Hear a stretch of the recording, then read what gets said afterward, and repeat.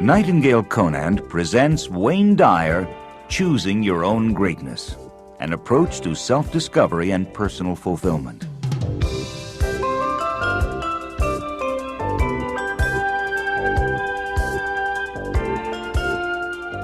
Everybody deserves our love. And until we start thinking that way, we're going to always have dichotomies. We're going to always have you versus me, us versus them. And as long as there's that usness and me-ness and you-ness, there will never be all of us together.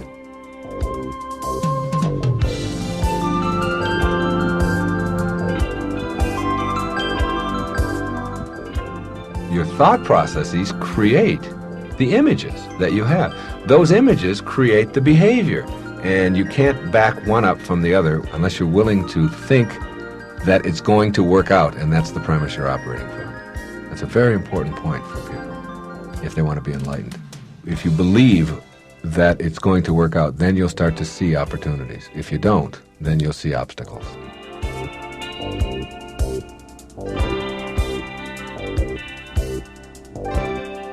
I've never believed that people who work real hard and do all the right things make a lot of money and then become successful.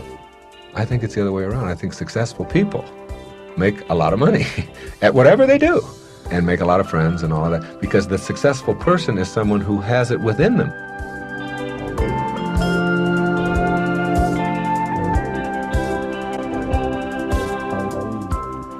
When you are looking for love, it will always elude you. When you're looking for happiness, it will always elude you. When you become those things, it's just there, and it begins to own you. You don't have it, it has you. It has a hold of you.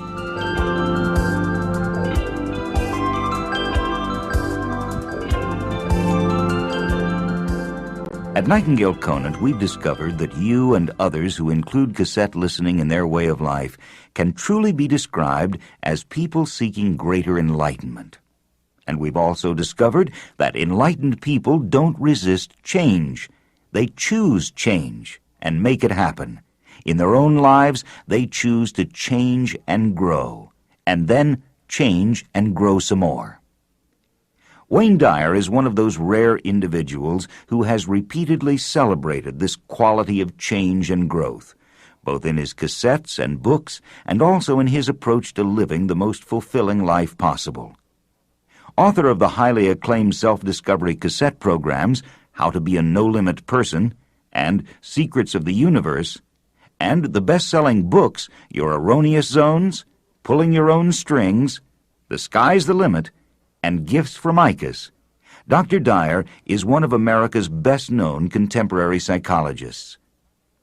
In this, the newest of his cassette programs, Dr. Dyer continues to share his profound and inspirational perceptions through a series of live engagements which have inspired his listeners to smiles, tears, and often laughter, but never failed to touch them with a greater sense of self-understanding and personal enlightenment. You are also about to experience a unique look into the person behind the public image of world-renowned author, speaker, psychologist. We had the pleasure of recording Dr. Dyer at our Nightingale Conant studios. Throughout these interview segments, you will note an almost dramatic calm, a stillness in Dr. Dyer.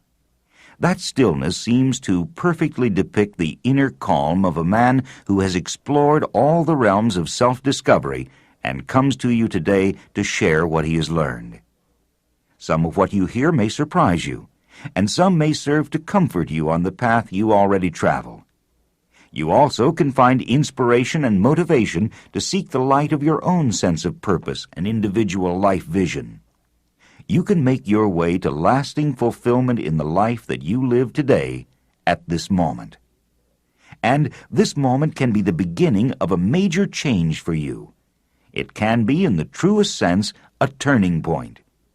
It is for this reason that Dr. Dyer has chosen to begin the program with an anecdote in which he shares a deeply moving story concerning his relationship with his father, a relationship which existed for years in the pain of inner suffering and unforgiving resentment for a father he never knew. This, as you will hear, was just such a turning point for Wayne Dyer. And the conclusion of the story? Well, let's join Wayne as he unfolds this poignant drama.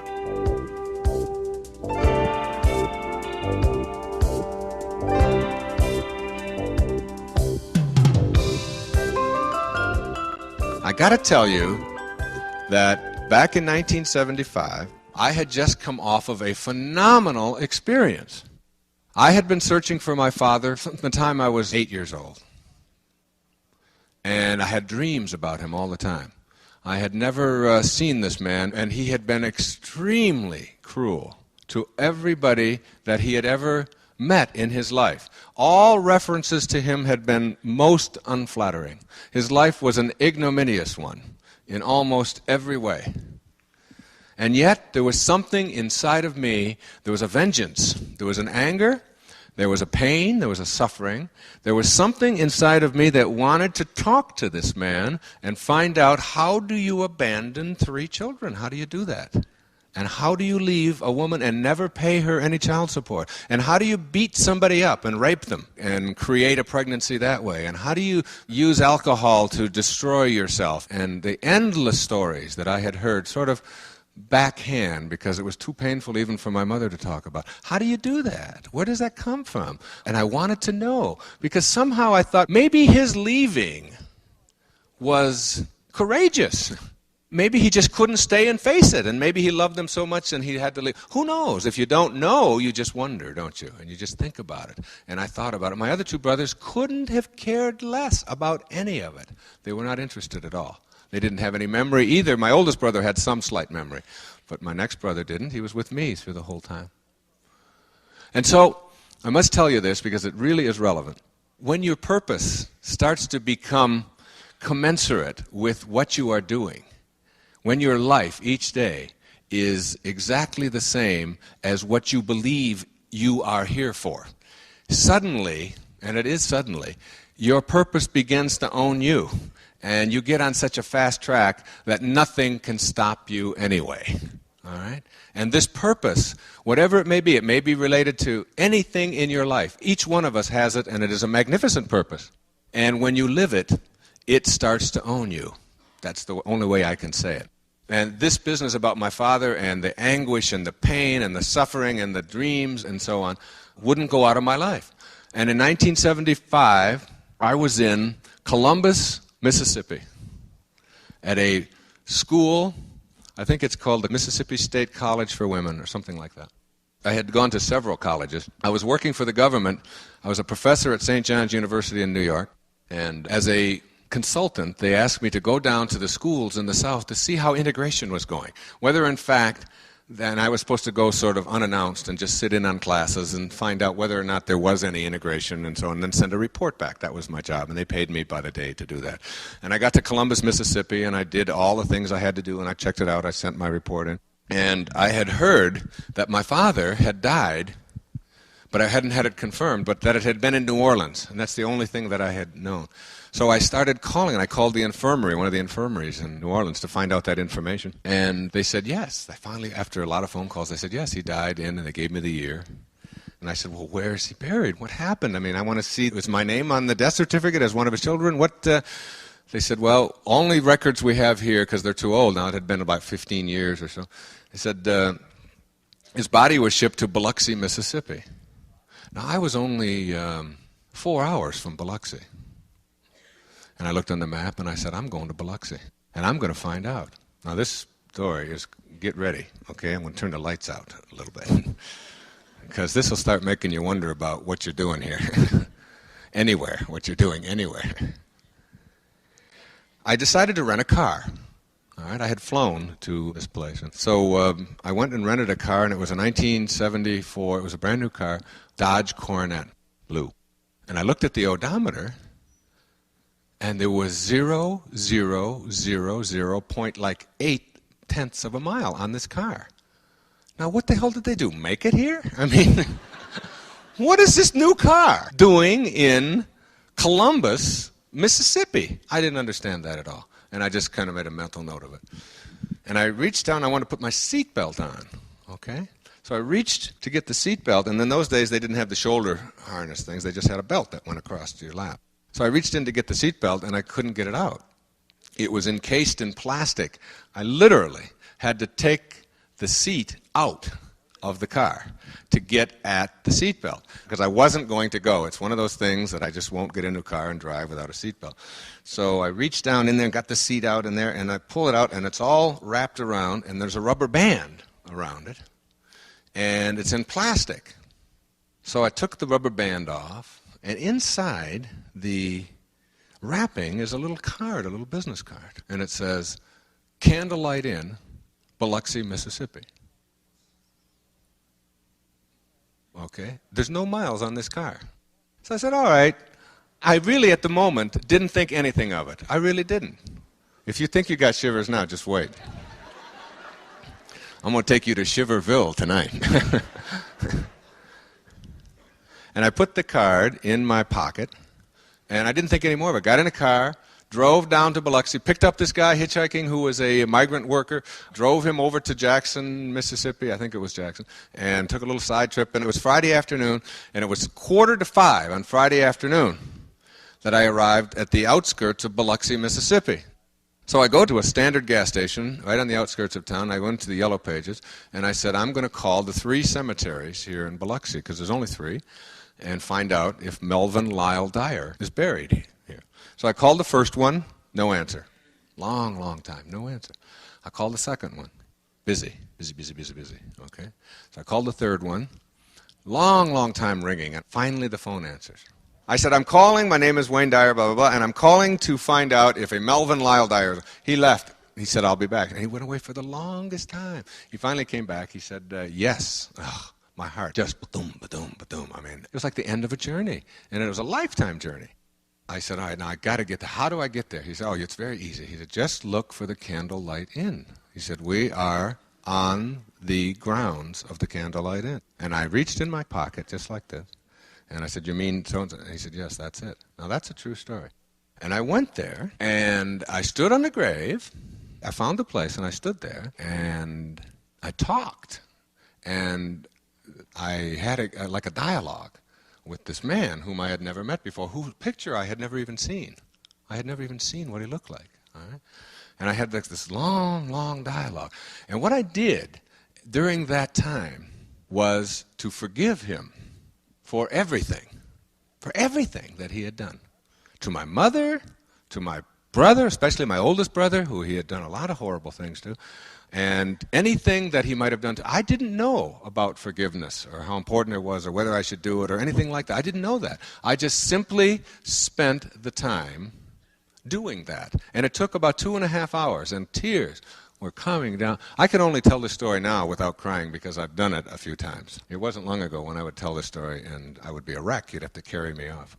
So this business about forgiveness. Now, I want to tell you that whatever you got going for you in your life in the way of animosity or bitterness or anguish or pain or whatever, towards any other human being on our planet, whoever they are and what they've done, that the toxic reaction to that bitterness, it will never let go of you.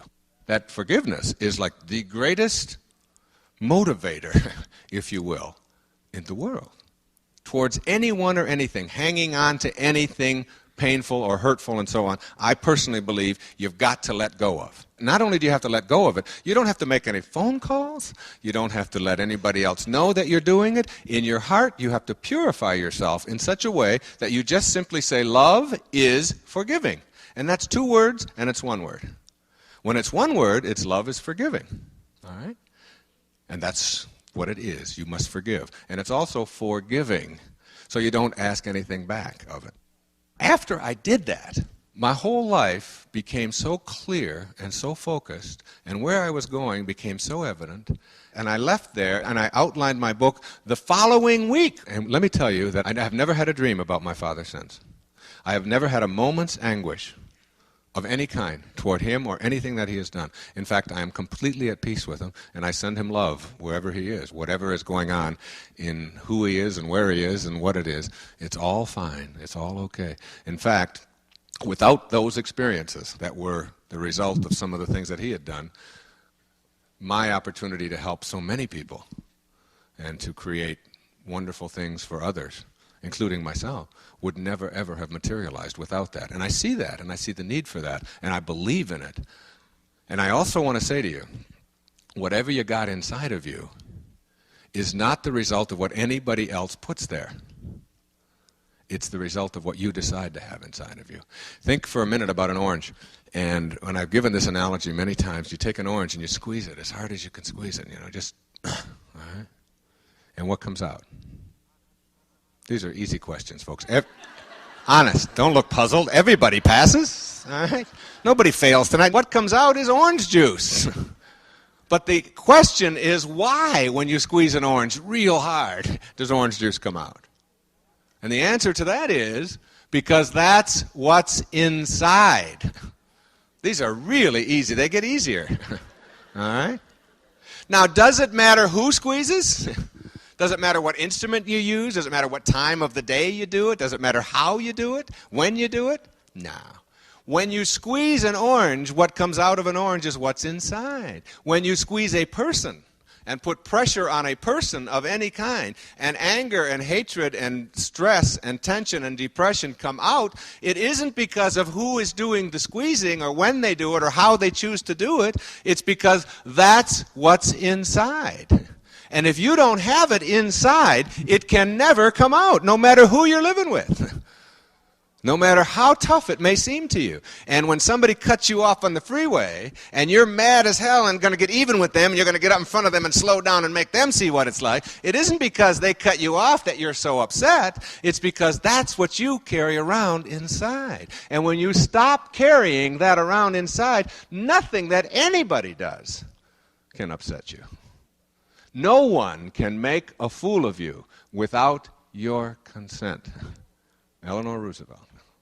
No one can depress you. No one can make you anxious. No one can hurt your feelings. No one can make you anything other than what you allow inside.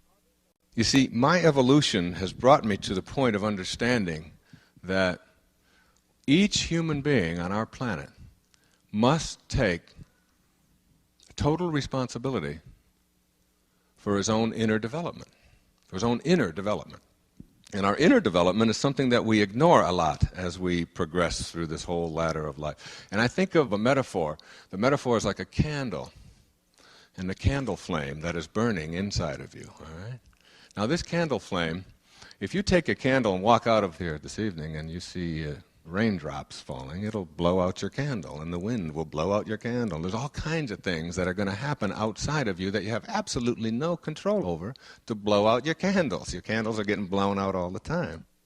We have an inner candle flame that must never flicker, though the worst goes before us. And that's perhaps the highest place we can get to in our lives, is to understand that what our own inner development symbolized by that candle flame must never change, must never even flicker. It is our responsibility, not only for ourselves, but for our children as well, to raise them to believe that whatever is going on inside of you is entirely up to you. You own it. It is yours. I'm going to give you another truth. Everything that is happening to you, whoever you are listening right at this moment, everything that's happening to you in your life, you have a voice in. You are creating.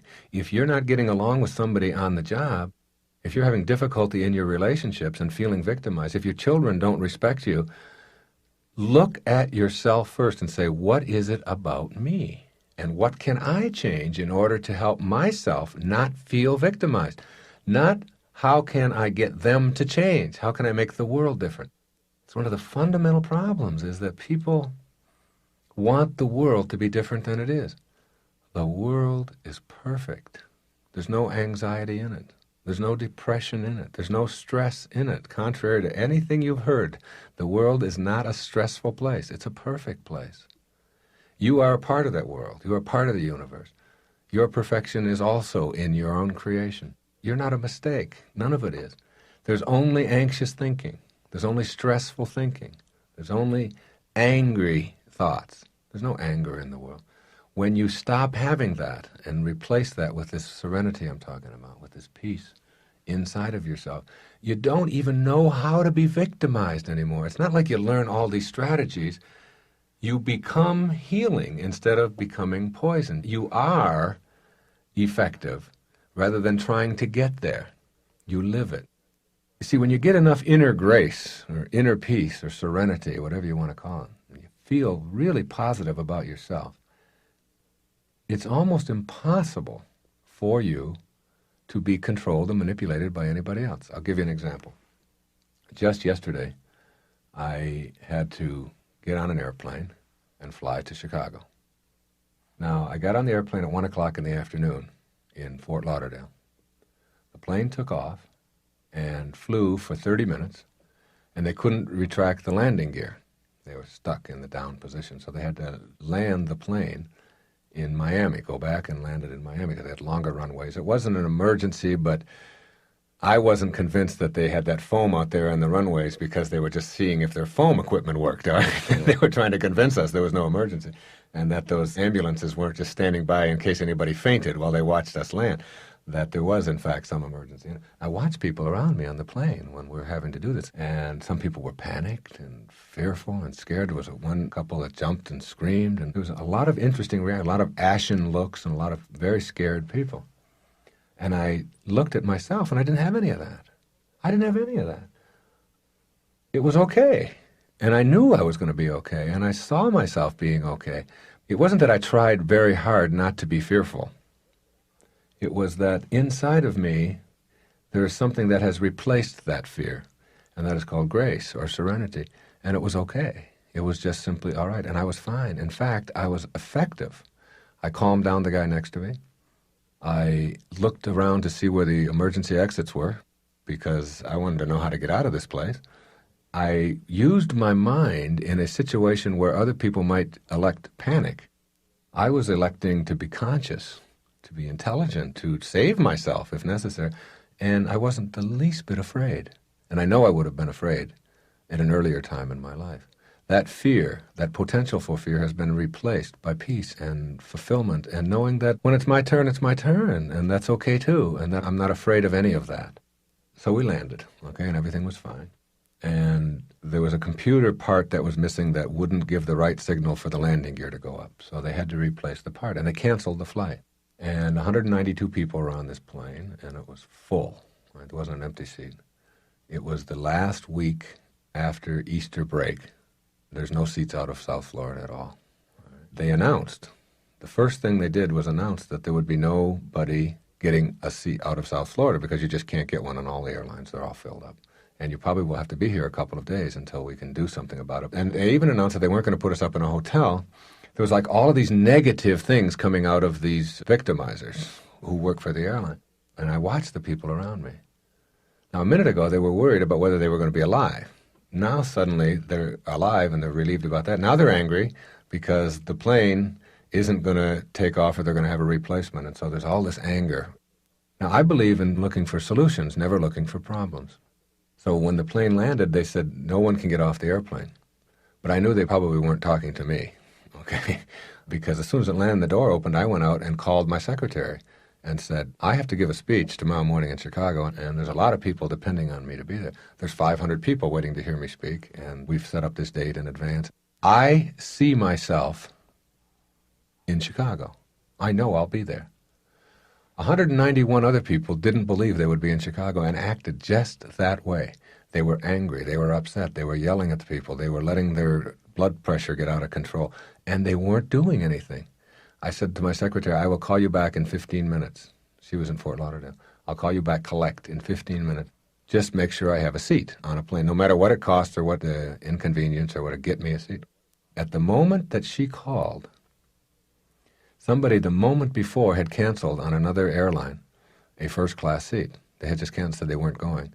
And I was able to get that seat because the person that she called handled the cancellation, and she just replaced me on there, okay, instead of going through the whole list. And I had a seat on a flight that was 5 hours away.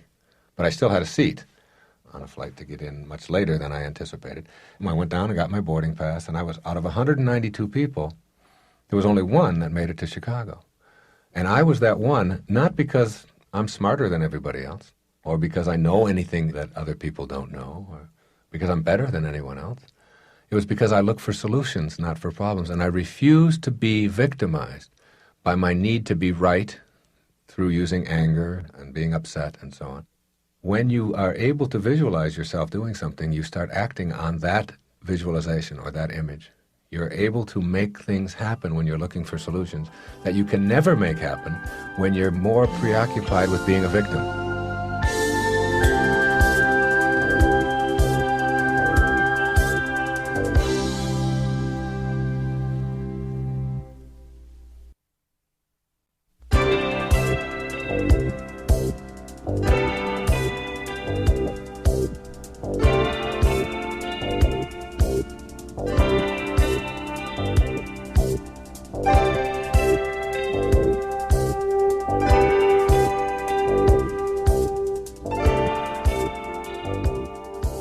One of my favorite restaurants is a place called the Balkan Grill. It's right underneath the O'Hare Hilton, right down in the... They serve food from the Balkan countries. I usually eat there when I come in. And the place was empty. It was about 5 minutes to 10, and I hadn't eaten yet. And I went downstairs. The restaurant was completely empty, 5 to 10 on a Saturday. I've never seen that before. It's usually a very busy place. And I had the most remarkable experience. Someone was sent to me. His name was Zia. Z-I-A is his name. And he's from a place in the world where there is no country. Did you know there were places in the world that there are no countries? I didn't either. And he said they won't let them be countries. When too many people start to congregate where he lives and where his father lived and his grandfather, they make them spread out so that there's no governments and nobody to come in and impose how we have to behave and impose laws on us and rules and so on. That each unit that lives there, sort of their own family unit. And it's a place in the world between Afghanistan and Pakistan, in the mountains.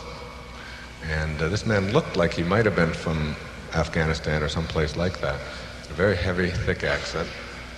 And he, for some reason, he just walked over to my table. He was my waiter. And he just began to talk. And he forgot about ordering my food. Forgot to know if I wanted a beer or not. And he just started talking to me. And I was sitting there thinking if I could be recording what he is saying, he could have given the talk today. It was astounding, the things that he was telling me. He told me about his great uncle who died at 72. And one of the words that he said to me was that he was a very young man. And he died at 72, and I thought that's an interesting comment, because a man living to 72 in our country, while 72 isn't thought of as old, it still isn't thought of as young either in our culture. And he said, oh yes, he was very young. He said, my grandfather is still living. He's 111. And his grandmother is living, and she's 107. And his father is a very vibrant, healthy man of about 84 or 85. And when he was talking about his granduncle, well, his uncle was somebody who had left Afghanistan back in the 20s, I guess, and had become a very famous doctor. He'd come over to this country, and he had traveled all over the world, and he had spoken at, he had a practice in London and a practice here in Chicago and a practice in New York, and he was a consultant, and he was going on and on with great, wonderful pride about this uncle of his. And he said when his uncle was dying, and here he is telling me that. I mean, imagine a waiter telling me, this has never happened. I eat out 5-6 nights a week when I travel. I've never heard a sermon from a waiter before that was so profound. And it was all like very, very simple truths. He was so full of himself. It was like, what you have to learn how to do sometimes is to really learn what the Japanese call muga, M-U-G-A. I write about it in The Sky's the Limit. Or it's also called Shibumi, which is also the title of a novel, which is a wonderful novel, by the way, I recommend to you. It is this sort of ability that Maslow talked about, of being able to get into a present moment and have a peak experience. and to live it and totally devour only what is in this moment. In the Japanese culture, they use the metaphor of learning how to drink tea from an empty cup, okay? And to experience the tea and to taste it and to have the vision of it and the feel of it and the experience of it and so on. And that's what that moment was like for me last night for about 40 minutes. It was, you ever get those moments when things start going up and down your spine? They call it kvelling in Hebrew. It's sort of an internal kind of joy. And I didn't want it to go away, and I didn't want him to go away. And I didn't want the dinner to stop, and I didn't want anybody else to walk into the restaurant so that he would have to wait on them. After he took my order, he would go, and he would come back, and he would pick up the story exactly in the very spot where he had left it. He never missed a beat. And he talked about when his uncle was dying, and that his own children were in the room, and he knew he was going to die in 30 minutes. He knew that it was his turn, it was his time. And he said that he didn't call in his own children to talk to them because he didn't think they could be truthful or that he could be truthful with them because there was too much of a closeness there. And he had some things that he wanted to say before he checked out. So he called in this Zia, who was his nephew, and he said, I called you in, I just want to share with you and be with you before I leave. He said, you know, I'm a very prominent person, and I've really worked very hard all my life and everything, but he said that I don't know why I did it all. He said that here I am 72, a young man, and I'm getting ready to die, and I know I'm dying. And he said, I worked so hard, and I spent all my time trying to become prominent, and I have lots of acquisitions, and he said, I'm a mountain clansman from the mountains of southern Afghanistan, which is not in Afghanistan. Because I asked him if something happened to somebody who lived there, what country? I kept trying to trick him and say, what country would they put on your passport? He said, there are no passports. Said, there's nothing like that. He said, it is not a country.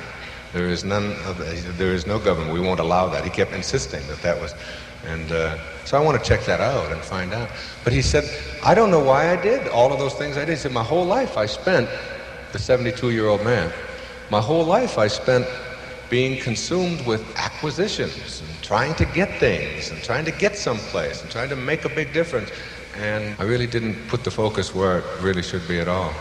It was a very strange, wonderful experience. The truth that he was talking about just really touched me very deeply.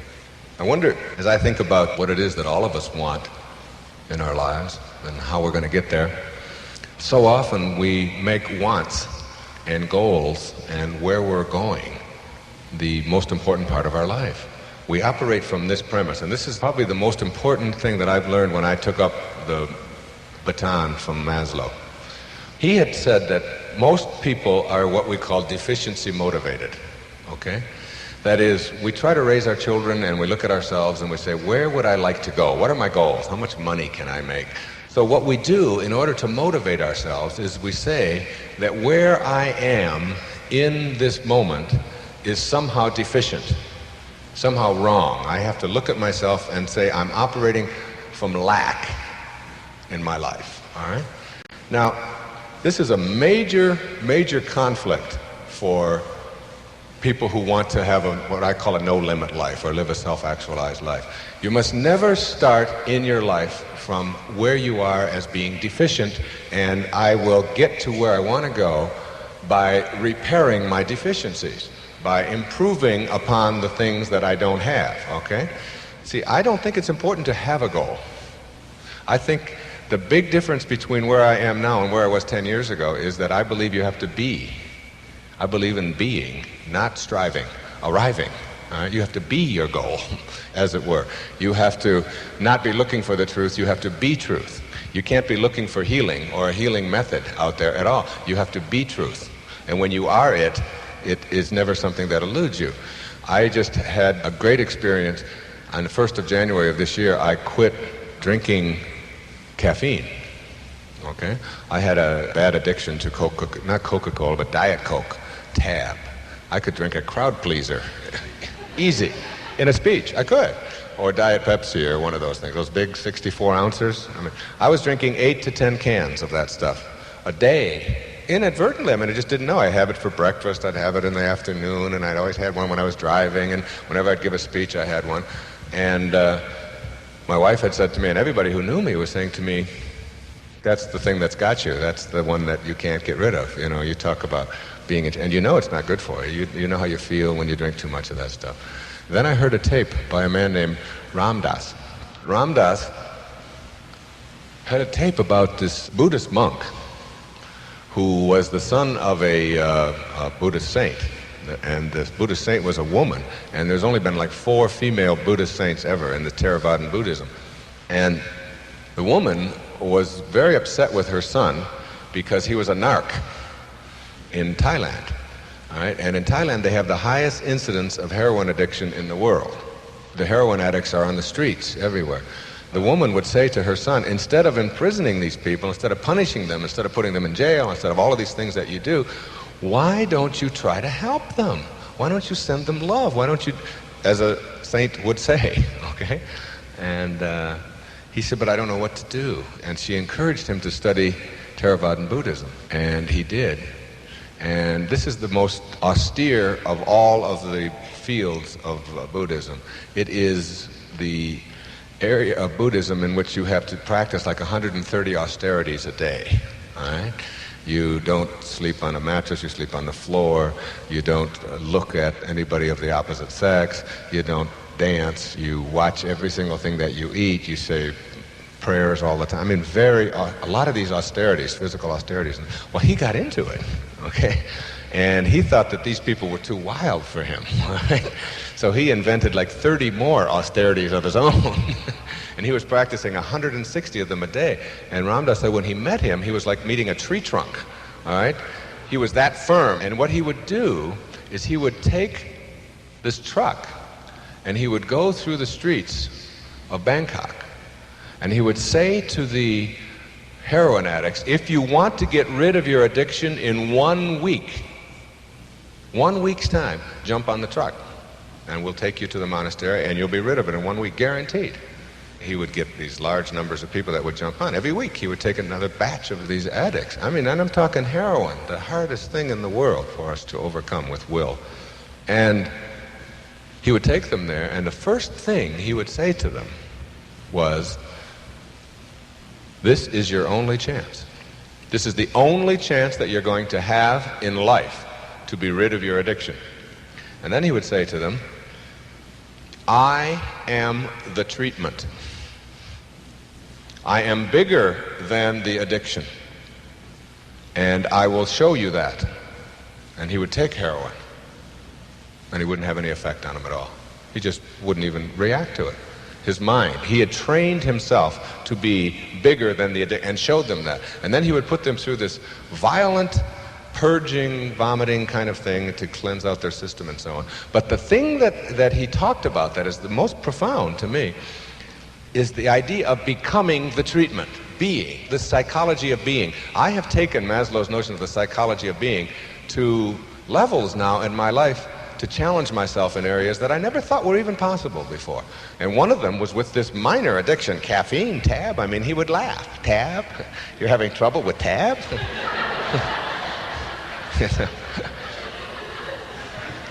I admit it's not major, okay? But nevertheless, for me, it owned me. And I let it own me for over 20 years, all right? This was the stuff that was, it was my last addiction, if you will. Smoking had been something I hadn't had anything to do with for 25 years. And drinking, no part of it. It doesn't interest me. And putting poisons into my body and all of these kind of things. And keeping myself in shape, no problem. It was this thing that I kept holding on to. So what I did on the 1st of January this year is I re-listened to that tape. And I became the treatment. It's an amazing thing. See, when you take something into your body that you know isn't good for you or that you don't like, or let's say it's a cigarette if that's what you're trying to quit, or if it's alcohol or caffeine or too much sugar or whatever it is, and you consume that, what happens is as that goes through you, it becomes you. You become it. You become one with the poison. And every time you do that, you are the poison. You're not consuming poison. You are not using a method of putting poison into your system. It's not that. That's one step removed from being.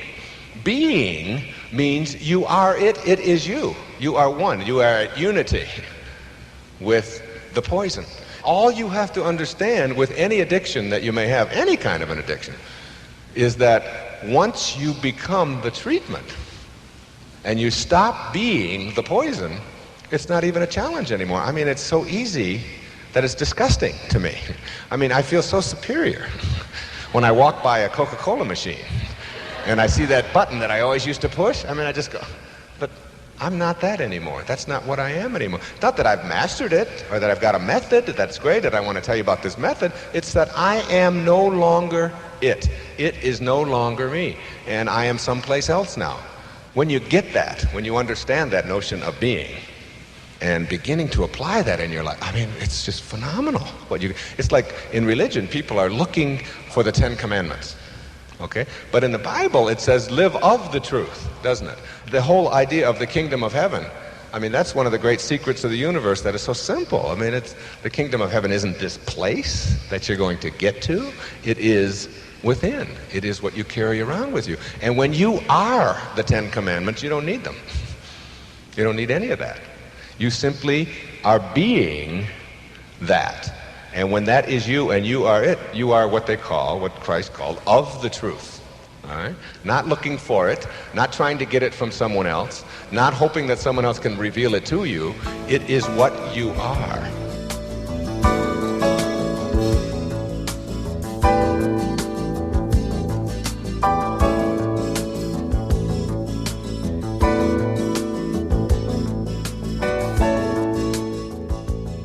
When you are looking for love, it will always elude you. When you're looking for happiness, it will always elude you.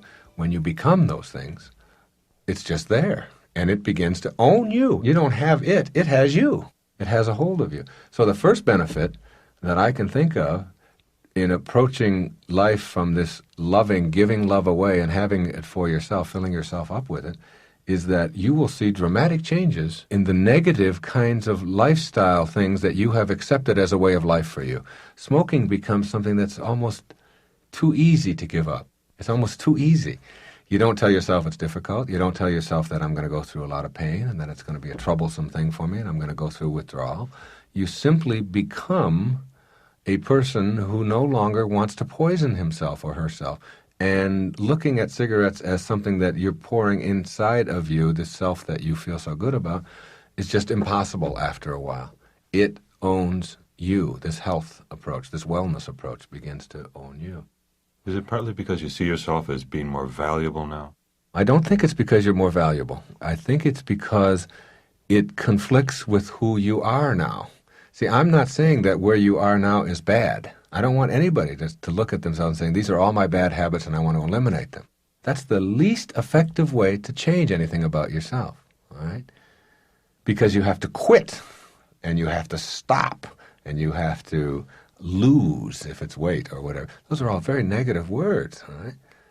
When you visualize yourself the way you want to be, and you treat yourself according to that image that you have for yourself, then the rest of it is just natural. It is just the way to go. What you have to do is understand that high-functioning people look at where they are and say, that's fine. It's terrific. Where I am is just perfect. I am one of God's perfect creatures on this planet, a perfect creation. But I can grow. And that's not inconsistent at all. It's very much like looking at the sky and say, what's the sky today? Is it perfect? You say, well, it's the only sky we have. It's blue. It's got a few clouds in it. It's perfect. You look at it an hour later, it's quite different. Still perfect. Things can change, and the perfection doesn't have to change, all right? That may be what perfection is, in fact, as human beings, to recognize ourselves as always changing.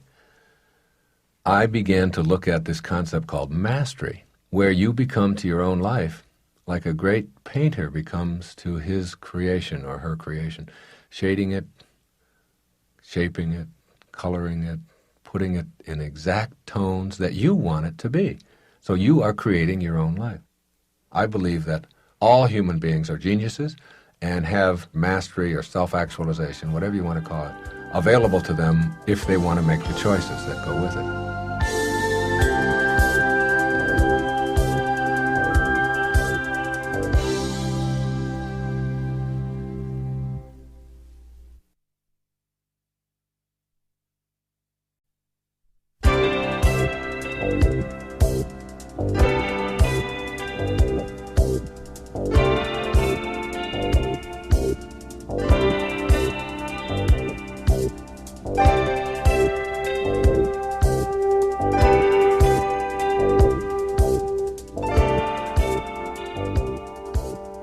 Goal setting is something that a lot of confusion about. There's nothing wrong with having a goal as long as you don't fall in love with it. And as long as you understand that every step on the way to the achievement of the goal is just as important as every other step, including the one wherein you reach it. That we only get nows, we only get present moments to live. And that to want to be something 5 years from now assumes that you're going to be here then, in this body, in the way that you are living now. And that's a very blatant assumption, that if you always have that 5-year notion, there will come a time when you won't be able to achieve that, because the future is promised to no one, and the past is like a canceled check. I mean, it's just gone, right? So that all we have are moments to live. One of the things that's important to learn how to do is to act as if what you want is already there. To act that way. Not to act as if, maybe if I set all these goals and work real hard at them. You see, when I said that success is an inner concept, so is happiness, so is love, so is approval. If you think that you're going to find fulfillment if you set a goal out there, and then you work real hard for that goal, and when you get there, you'll finally have it, your life is all this striving. What you need is a psychology of arriving. Not striving. You know, you're thinking about what I'm going to do and I'm going to get here. Meantime, every one of these days are your life. This is all you get. So the goals, while there's nothing wrong with goals at all, it's like every step along the way is just as important to savor as arriving here. And if you're only goal-oriented and only striving, you're only about halfway up the ladder of no-limit people. You are always going to suffer from the disease of more. If you only have goals to arrive at in the future. Because this becomes your life, this striving. And when you get here, you don't know what to do with this. You don't know how to handle what you've got. So then you upgrade your goal. You say, all right, I'll have 200,000 in the bank instead of 100,000. And now your life becomes more struggling, more suffering, more trying to get there. And you get here, and then all of a sudden you look around and you're an old person. And you say, what happened to my life? Not becoming. There's nothing in the world wrong with pursuing anything as long as you stay consistent with the truth. The truth is the most important thing you can have in your life. If you become a person, if you want anything to work on in your life, work on this.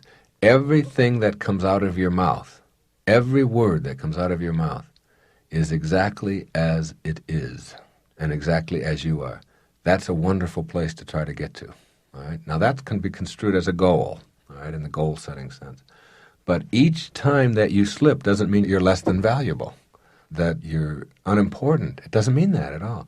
It simply means that you have something to learn from slipping. And so in this moment, appreciate what you have to learn from slipping rather than saying, I shouldn't have and I failed and that makes me bad and now I'm deficient and so on.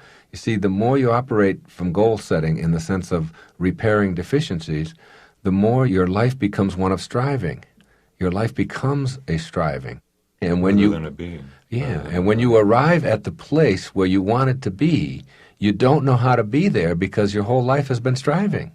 If it's a week from Thursday, you're looking toward whatever it is, that party or the bank account that you're going to now have the amount of money that you wanted in it, and you finally get there after all the struggling, and then Thursday arrives, you don't know how to deal with that because your whole life has been in anticipation of. And so when you get there, you suffer from this disease called more. And I've got to get more of that.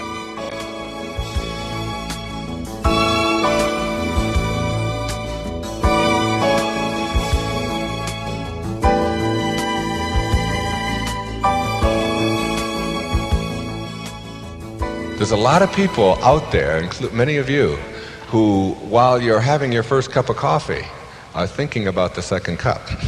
Or while you're having your appetizer, are wondering if you're going to be able to get a dessert. And all of this stuff called appetizer and your main course and all of that is something you just sort of forget about, don't experience, in anticipation of what it's going to be in the next moment and the next moment. Now, the highest form of sanity that's out there and available for all of us is this present moment, the now, and making a peak experience, being able to make a peak experience out of a present moment, out of any present moment. Now, I read a book called The Idiot one time. by Fyodor Dostoevsky. All right? Dostoevsky lived in the 1860s in Russia under the Tsar. Now, here's what happened to Dostoevsky. It's a true story.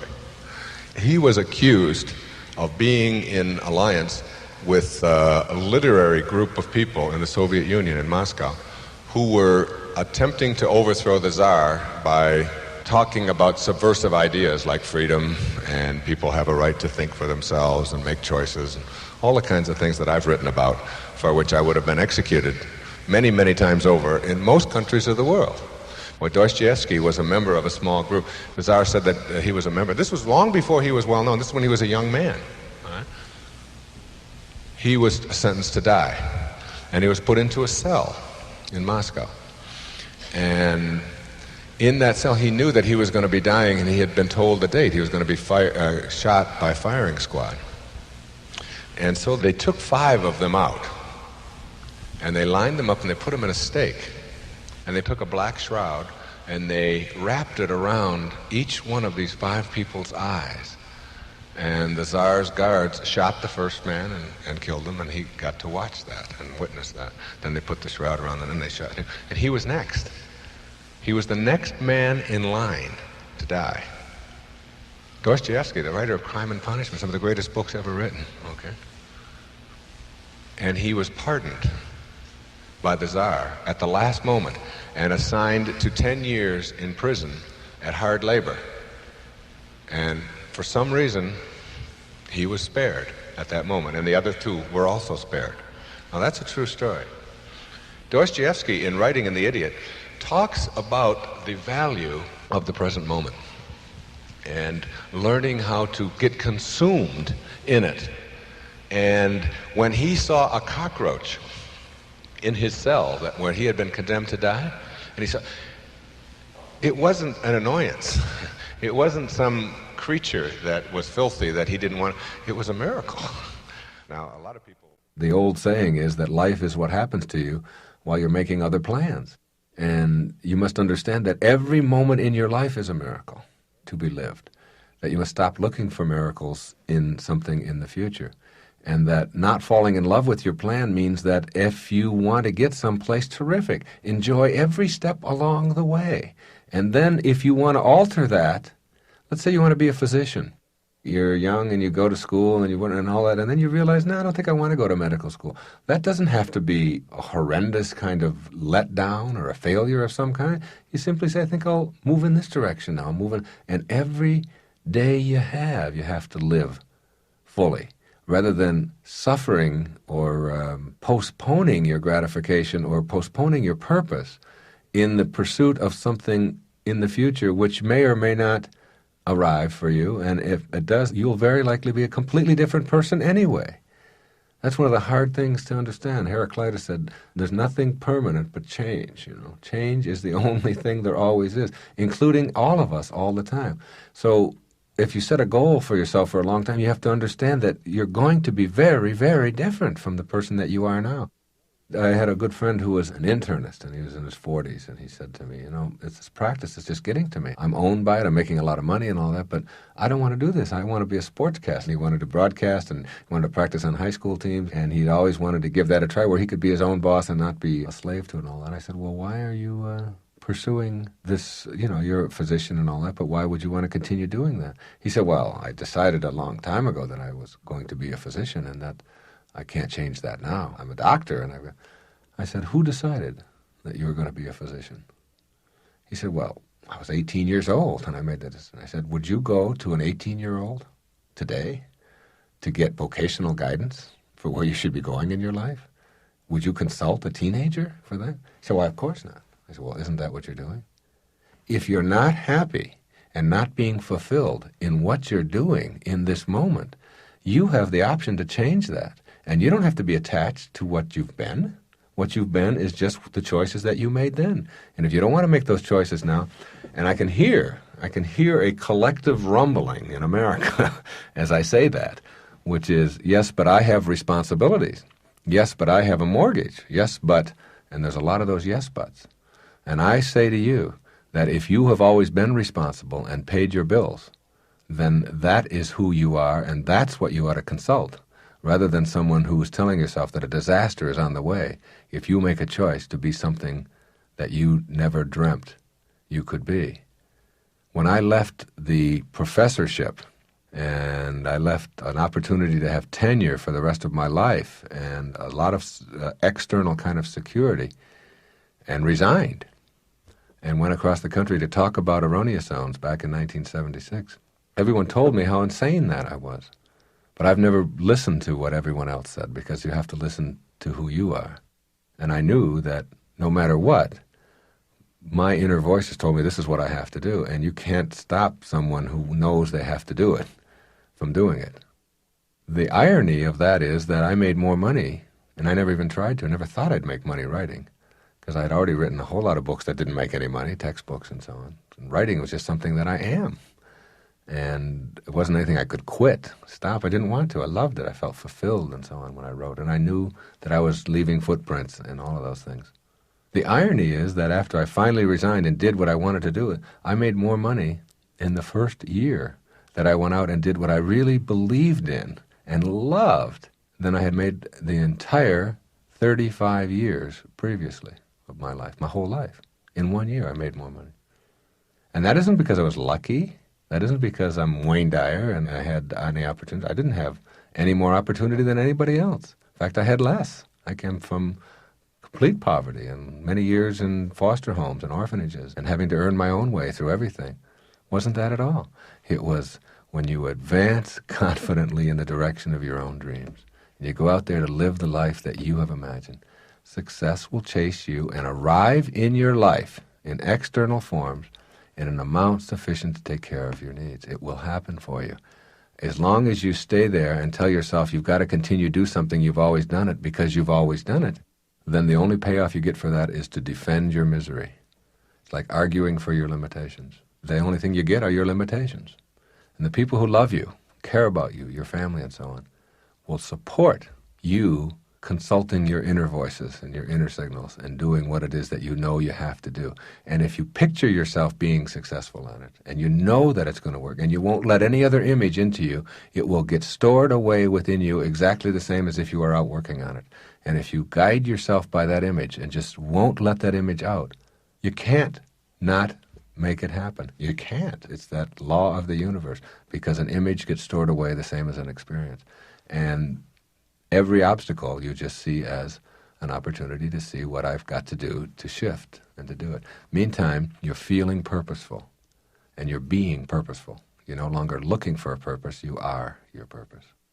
It seems that we're smart to pursue an idea of something we want to accomplish, something we want to be very much, even though it may be risky, even though we may be taking chances, risking failure, so to speak. Mm-hmm. And we need to do that even though we cannot see how we're going to succeed yet. Even though the whole distance may still be hidden, we still need to try. We still need to encourage ourselves to try. You just need to do. That's the key word, to do. Even trying is a myth. Without being nitpicking, you can't try anything. If I say to you, there's this pen sitting on this table in front of us, and I say to you, all right, what I want you to do is try to pick up this pen. Now, here we go, okay? Now, in reality, all of this trying is called not picking up the pen. It's just not up yet. And then when I do this and I pick it up, there's the pen up in the air. The trying is man's invention. It's the doing. It's the doing that is important. And yes, risk-taking is phenomenal. And I use the word myself. I have in a chapter in my book on raising children called I Want Them to Become Risk-Takers. And yet I don't believe it's risky at all. I believe the risk is only our evaluation of it. And that the real risk, other than putting your life in jeopardy and jumping in front of a moving train and foolish things like that, which I'm not talking about here, the risk is, there's several. One is that I will fail. All right, let's look at that. You can't succeed unless you're willing to fail. And you can't always be better than everybody else, because if you're a winner by having to defeat everybody else, then you'll always be a loser, because no one can always defeat everybody else, no matter how great they are. So that's not a good definition of winning at all. I've often talked about Babe Ruth hitting 60 home runs in 1927, the year he struck out more than anybody in the history of baseball, the same year. If you want to hit home runs, you have to be willing to strike out.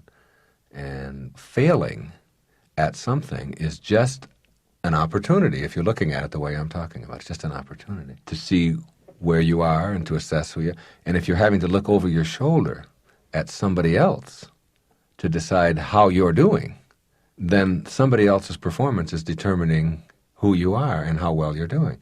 That's called competition. Enlightened people don't look at other people to determine where they are. They say that's the person and that's how they're running and that's where they are in their music development or whatever it is. And that has nothing to do with me. Where I am is how I decide to believe. Now, there's nothing wrong with getting out there and competing in a tennis match or in a golf match or in bowling or in anything in life. But to understand that it's not to evaluate who you are and how valuable you are, but just to see how you stack up to somebody else. That's fine. And when it's over, it's over. That's one big risk. And when you get to a point where failure is something you welcome, because that's how you learn. You don't learn much from success except to stay the same. But when you fail at something, it's a wonderful experience because it gives you an opportunity to grow. To me, that's not risky at all, even though to many people it is, this whole business of failing. The other fear is that I won't be liked, or that somebody won't approve of me. Well, the enlightened people are independent of the good opinion of other people. They are not functioning and running their life based on what others think or say or tell them to do, but instead on what my own inner lights tell me to do, with the morality of as long as I'm not hurting anybody else or interfering with anyone else's right to run their life as they choose, then anything that I do is okay. That's all morality is. Your right to swing your fist and flail around stops with my right to have my nose shaped the way I want it to be shaped. That's it. And so that's the only morality there is. And so you go out into the world and you are who you choose to be. And you know that some people will like it and some people won't. And the people who love you the most will probably dislike what you do the most, 50% of the time. And if you're trying to run your life based on what everybody else is saying or thinking or feeling, then you can never get anything done, because there's always going to be somebody, a large number of somebodies, who are going to dislike it. And every great idea comes from an innovator. And innovators are people who do things differently. They're not trying to please everybody else. Because when you think about it, if you try to please everyone else, if you try to be just like everyone else, what do you have to offer? If you're just like everyone else, you just have sameness to offer. It's your uniqueness. After a while, you begin to say that's just okay. And in fact, even in my own relationship with my wife, if we have disagreements now, there was a time if she would disagree with something that I would believe, I would be upset about that. Not immobilized or anything, but like, how could you not agree with who? Now, if we talk and she disagrees with it, I just say, that's her. That's who she is. That's what she believes. And she doesn't understand me, and that's okay. The greatest understanding you can have if you want to be enlightened is that no one will ever understand you because you're unique. You're special. You are a unique creation, and no one can ever get behind your eyeballs and see things as you do. You are always alone with who you are, and yet never lonely if you like the person you're alone with. So those risks stop being risks after a while. They're only risks to people who are just starting out on the path, who are just beginning to find out how easy all of this is and how perfect it all is. And the further along you go, the less risk there is. It just doesn't matter anymore, whether you fail or whether somebody doesn't like it or whether or not it fits in. Those things just don't matter anymore. And they become less and less and less risky and just easier and easier and easier to just be what you know you have to be.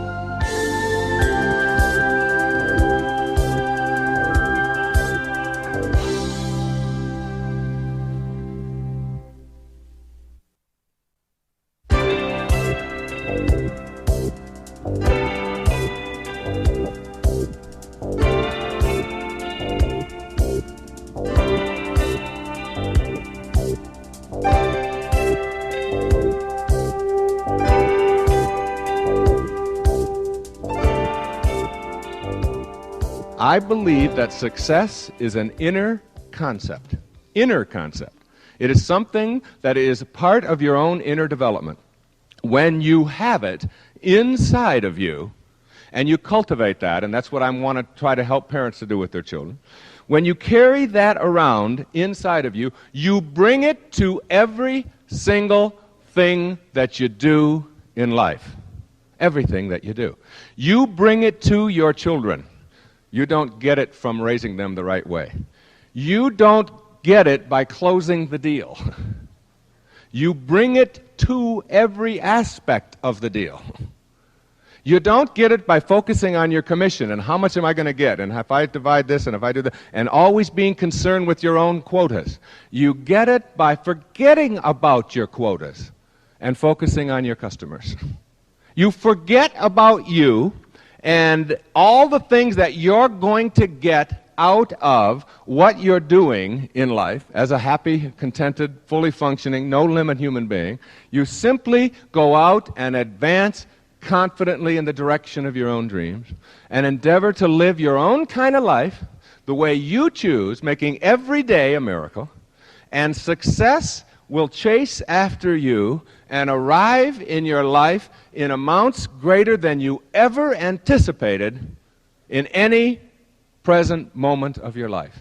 There's an old parable, and the old parable goes like this. There's an old cat, and there's a little kitten out in the alley. And a little kitten is chasing its tail. You ever see a little kitten do that? They chase and chase and chase and chase and chase. And the old cat comes up to him and stops him and says, "What the hell are you doing?" He said, "Well, I've been to cat philosophy school. I've been studying cat philosophy. And I've discovered that there are two things in the world that are important for a cat. One is that happiness is the most important thing for a cat. And two, that happiness is located in your tail." So what I've figured out is that if I chase it and chase it and chase it, and I finally get a hold of it and get it in my mouth, I will have a lock on eternal happiness. And the old cat said, "You know, I haven't had the opportunities to go to cat philosophy school like you. I've kind of wandered around the alleys all my life." He said, "You know, it's really amazing. I've learned the same things you have. I've learned that the most important thing for a cat is happiness, and indeed, that it is located in my tail." He said, "The only difference between you and I," he said, "I've discovered, is that if you go about your business and do the things that are important to you, it'll follow after you wherever you go."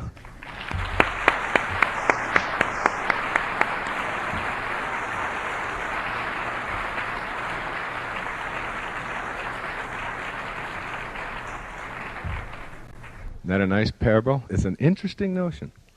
I use the analogy of the bag boys. There are one-baggers and two-baggers in the world. The one-bagger is the bag boy in the store who, when he's bagging your groceries, he's sort of tired and he's sort of got a real bad attitude about what he's doing, and he's only getting a few dollars an hour, and he picks up a loaf of bread and puts it on the bottom and put a few tomatoes down there to keep it nice so that the bread and tomatoes mix nice when the can of grapefruit juice goes on top of it or whatever. And he doesn't give a damn. And he's slow. And his attitude is that there's no one cashier in the world that I cannot make stop and help me bag an order, even if they've only got one item. All right? That's his philosophy. And he kind of goes and does that. Now, you look at that and you say, well, maybe it's just because he's bagging groceries. That's what it is. But it's not.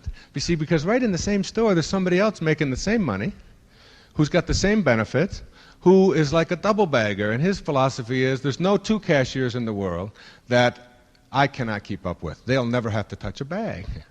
And then there are a few that are triple baggers. I used to be a triple bagger. I worked for Kroger's through my master's bagging groceries. That's what I got through it and paid for it.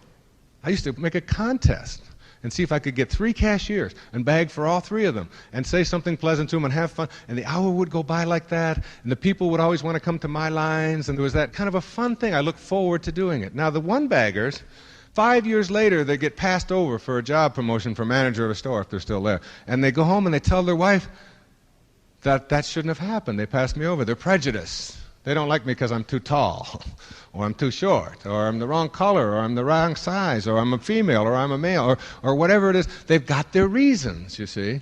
And they go through their whole lives being single baggers.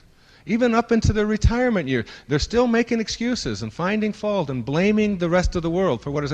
And the double bagger owns a chain of Kroger stores. There's an old saying in management, and this is something for you to really remember. Don't send your ducks to Eagle School, okay? Now think about that. We got a lot of ducks in the world, and there's just very few eagles. And trying to get a duck to become an eagle is one of the toughest jobs you'll run into in life. There's ducks everywhere. And there are very, very few eagles who are willing to soar. See, ducks sort of think in duck-like ways. And when you try to train them to be an eagle, they just don't seem to get the message. They have this impossibility kind of thinking. They have this notion that we've always done things this way, that this is the book, this is the way we do it. Just flying over here yesterday from Miami, I noticed that on the flight there was a flight attendant, and the drinks, they were like 18 rows behind. They served the meal, and then way, way, way up at the front was this cart, and you knew the way they were going that the cart wasn't going to get to the meals until the meal was done. And I like to have something to drink while I'm eating, as most people do. And I just said to my daughter sitting next to me, and why do they only take one order at a time? I mean, why, when the 6 people sitting across, it was a 727-3, and the girl would say, "What would you like?" And she would then take that, and then she would take the ice, and she would put it in there, and then she would pour it, and then she would hand it to her. Then she'd say to the next person in the middle, "What would you like?" And she would do that for 6 people. Now, I mean, an eagle would just say, "All right, what do you 6 people want?" All right? Wouldn't you? But the book isn't that way. For some reason, the book isn't done that way. I mean, an eagle would have been right with the food trays all the time. The ducks just, if you get there, you get there. I mean, if it happens, it happens. If you get something to drink an hour after the flight is over and you're getting your bag, oh, by the way, here's your juice that you wanted. And you see, when you talk to those people, when you talk to ducks, you get duck quack, quack, quack talk a lot. I mean, at a bank not too long ago, I was talking to a teller, and the teller was on hold. She had somebody on just this sort of like terminal hold. I mean, she'd been there for a long time on this hold, you know. And I was the next person in line, and I just simply said to her, "Could you just make this deposit? I just want to deposit this check, and I want to get out of here." "Sir, I can only do one thing at a time." I go, whack, whack, whack, whack, whack, whack. Whack, whack, whack. I said, "Only one? I could do 10 things at a time." If you want to be an eagle, you got to be looking for the mice down here. You got to be looking out for telephone poles. You got to be thinking about your little eaglets. I mean, you got a million things you got to do at once. I mean, who among you can only do one thing at a time? No parent out there can ever do only one thing at a time. You'd never get anything done, ever, in your life. The little ones, you have to learn how to read a book and watch them swimming and still, be able to make your dinner that night. I mean, you just learn how to do that when you're effective. Or you just sit around and say, "I can only do one thing at a time." And there's this one thing at a time mentality. There's this duck-like mentality that you run into all the time. And see, I was used to it because even in the orphanage, I mean, our whole room was just one great big duck pond, all right? It was. I mean, the teacher would get up and say to all the other kids, "This is the worst class I've ever had in my life. I just can't stand it." And 4 or 5 of those kids would walk out of there feeling guilty, And I'd say to them, "This is the worst class you ever had? Her life must be great." We're so easy, Why are you falling into this guilt pattern? Why are you letting this teacher? And sure enough, they'd just go home and they'd feel bad and manipulated with that kind of stuff. Well, I was running into this kind of mentality everywhere. Last Friday, I spoke up in Orlando, and they put me in this beautiful Marriott hotel at the airport there. It's a wonderful hotel. And they put me on the 9th floor. It's called the concierge level, They have a concierge. And this concierge sort of takes care of you. They give you little appetizers, and they give you a little juice, and there's a little bar there, and they charge you $100 more a night, all right? But they hire people to be these concierges. Now, it's not a great job, but it's not a bad job. So the first night that I was there, they had appetizers, and I went out, and appetizers went from 7 to 9, hot appetizers. Well, I didn't finish running until about 10 after 9. I went in, I said, I'd like to take some appetizers back. And the guy said, "No problem, I'll get you some." He said, "They close at 9, but I know a guy downstairs in the kitchen, and I'll go down and I'll bring some up, and would you like a beer?" I said, "Yeah, cold beer would really be great." And he said, "They've got some real nice little chocolate-like things for dessert, little eclairs, and would you like a coffee?" I said, "That'd be great." This guy had no idea who I was or anything like that. And he went out of his way after the time, and all right, that was terrific. All right? The next morning, they have a continental breakfast on the same floor. And so you're supposed to be through with breakfast by 9:30. So I went out there about 10:15 or whatever it was. And I said, I know that you're closed. There was somebody else there. There was a duck there, okay? They replaced the eagle with the duck.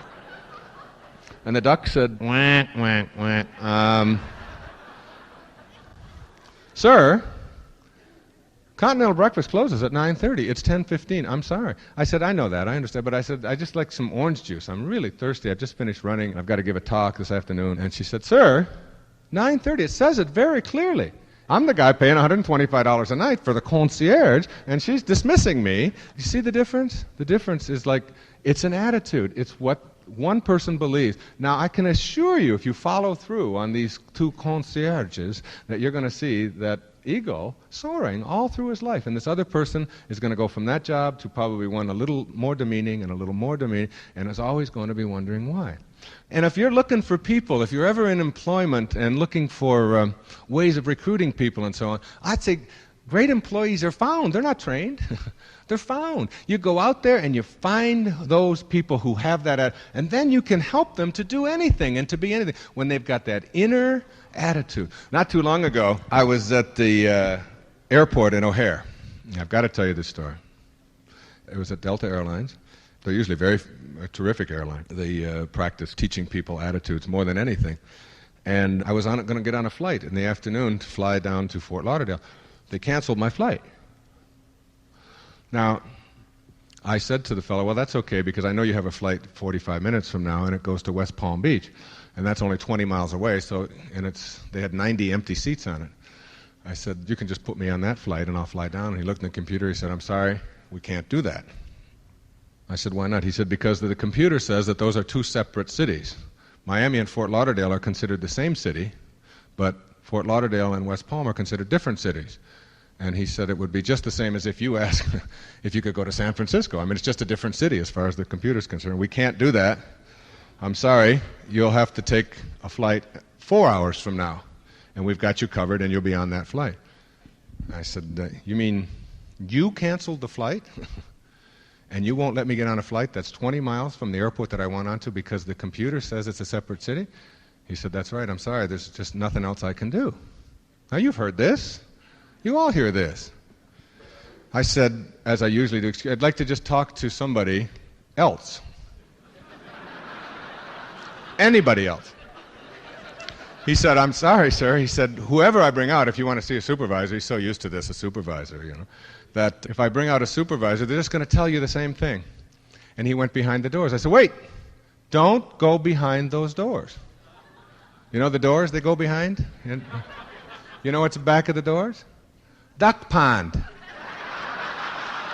There's a duck pond back there. There is. He was going to bring out another duck.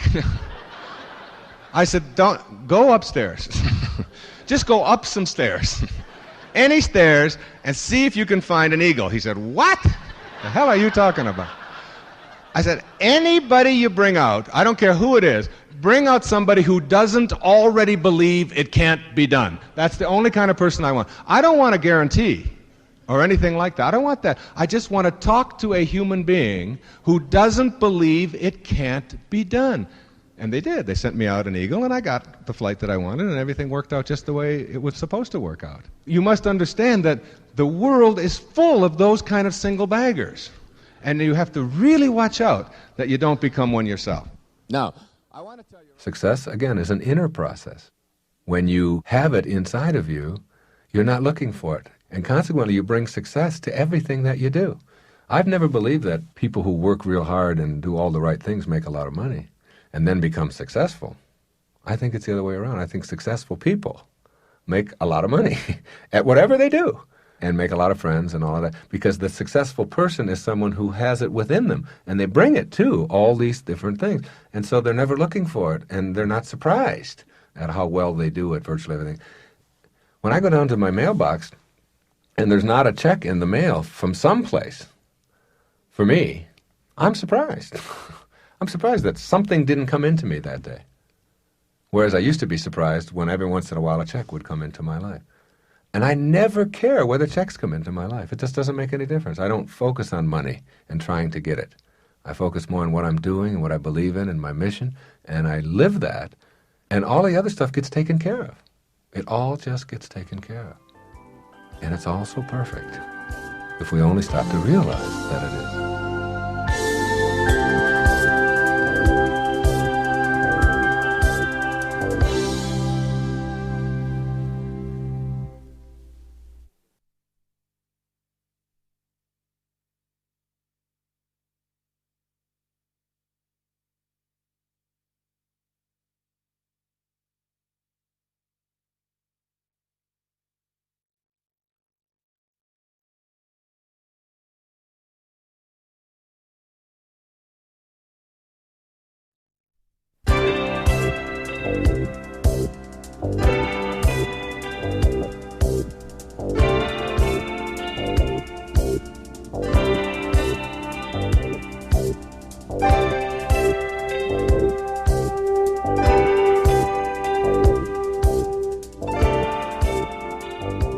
Right now, as you're driving or listening or wherever you are, and you think about all the people in your life you have any conflict with, all of them, all right? If it's your mother about something that happened when you were 2, if it's your neighbor, if it's your boyfriend or your wife or anybody, just kind of list them in your mind from the people that you hate the most, that you have the most trouble with, down to the ones who just annoy you. And you find out who all these people are, and you send them all love. All right? See, it's easy to send love to the people who smell good. It's easy to send love to the people who do the things you're supposed to do and who are nice to you. All right? That's not a test of love. When Christ was on the cross and someone threw a spear into his rib, his reaction was, forgive them. You know, they don't know what they're doing. Forgive them. And when I tell people that who claim to be Christians, and then they tell me who they hate and who they don't, I say, you are a Christian because that is the title that you have placed on yourself, but you're not Christ-like. I mean, and that's the test. Be Christ-like. Don't be a Christian. That's an easy thing to do. Be part of the orthodoxy. Anybody can do that. Just call themselves that and go to church on Sunday. How do you think? All right? Now, you take and you do that, and you send that out, and every time you get hate in your life or anything, you practice sending out love to that person. Even if it's somebody who's being nasty to you on an airplane or somebody at a bakery who's stepping ahead of you or whatever. And you practice letting people in on the freeway and getting the hate out, the anguish out, the wanting to get ahead of somebody else, the wanting to prove you're better than somebody else. And you make that a way of life, okay? So that means you're filled up with love and you're giving love away. Then love starts coming back into your life and you become free because it's like that hate that you harbor inside of you is a poison that's worse than a cancer, and it's worse than any alcohol. It never goes away. It just continues to eat at you. And until you are able to do that, you can't experience no-limit living or self-actualization or whatever you want to call it. I have to do this in my own life. I do it all the time. I had someone who was suing me, and they wanted to just take advantage of the position that I'm in life and to make some money off of it. And for 2 years, even as recently as 3 or 4 years ago, I was still mad about that and mad at this person. How could they do that? And who was this attorney that took this case? And how dare they? And I fought it and all of that. And all I got out of it was being right, a big legal bill, and months of anguish and pain. Then when I took this person and I began to send this person love and say that this is just what they want to do. See, that's the test, and that's the difference between East and West. In the East, they say that's a test for you. That's to see what you're made out of. There's a blessing in there. Try to find the blessing in that pain and stop telling yourself that it shouldn't be happening. It is. And I started doing that, and in a month's time, the lawsuit was dropped.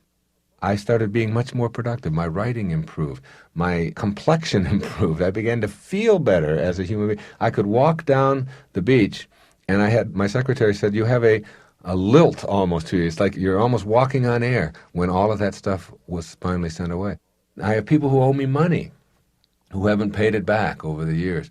And you think about that, and you start getting really mad. How dare this person? I lent them money, and that's stealing, and they're taking my money, and they said they would. I send them copies of my books now. And I've dropped the law. I've forgotten about them. I don't need the money. I don't believe in not paying your bills back. I pay them as soon as they come in.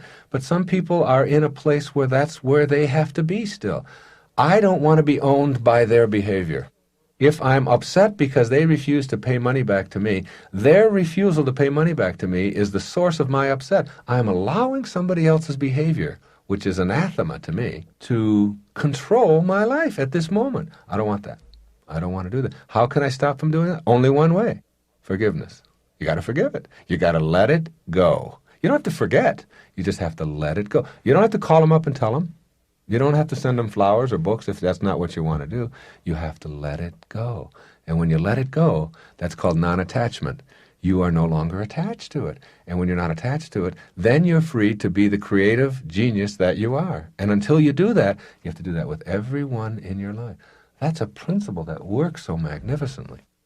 I'll give you another good example. I had dinner Friday night with a man who was going through a horrible divorce. Horrible divorce. He's an attorney, and his wife wants half of his law practice, and she wants the children, and she wants all of his money, and apparently she had an affair, and then he found out, and they had this beautiful marriage, and now they're just going through all this hatred.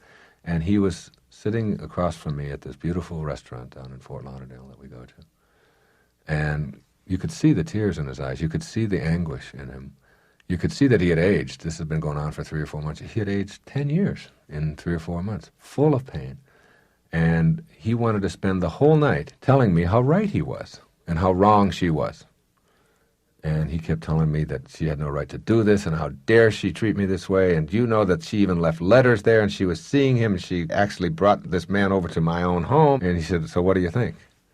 I said, you need to be right, don't you? And he said, well, I don't need to be right. What do you think of that? I mean, does she have a right to do any of that? I said, yes. What do you mean, yes? I said, she did it. You can't undo what she's done.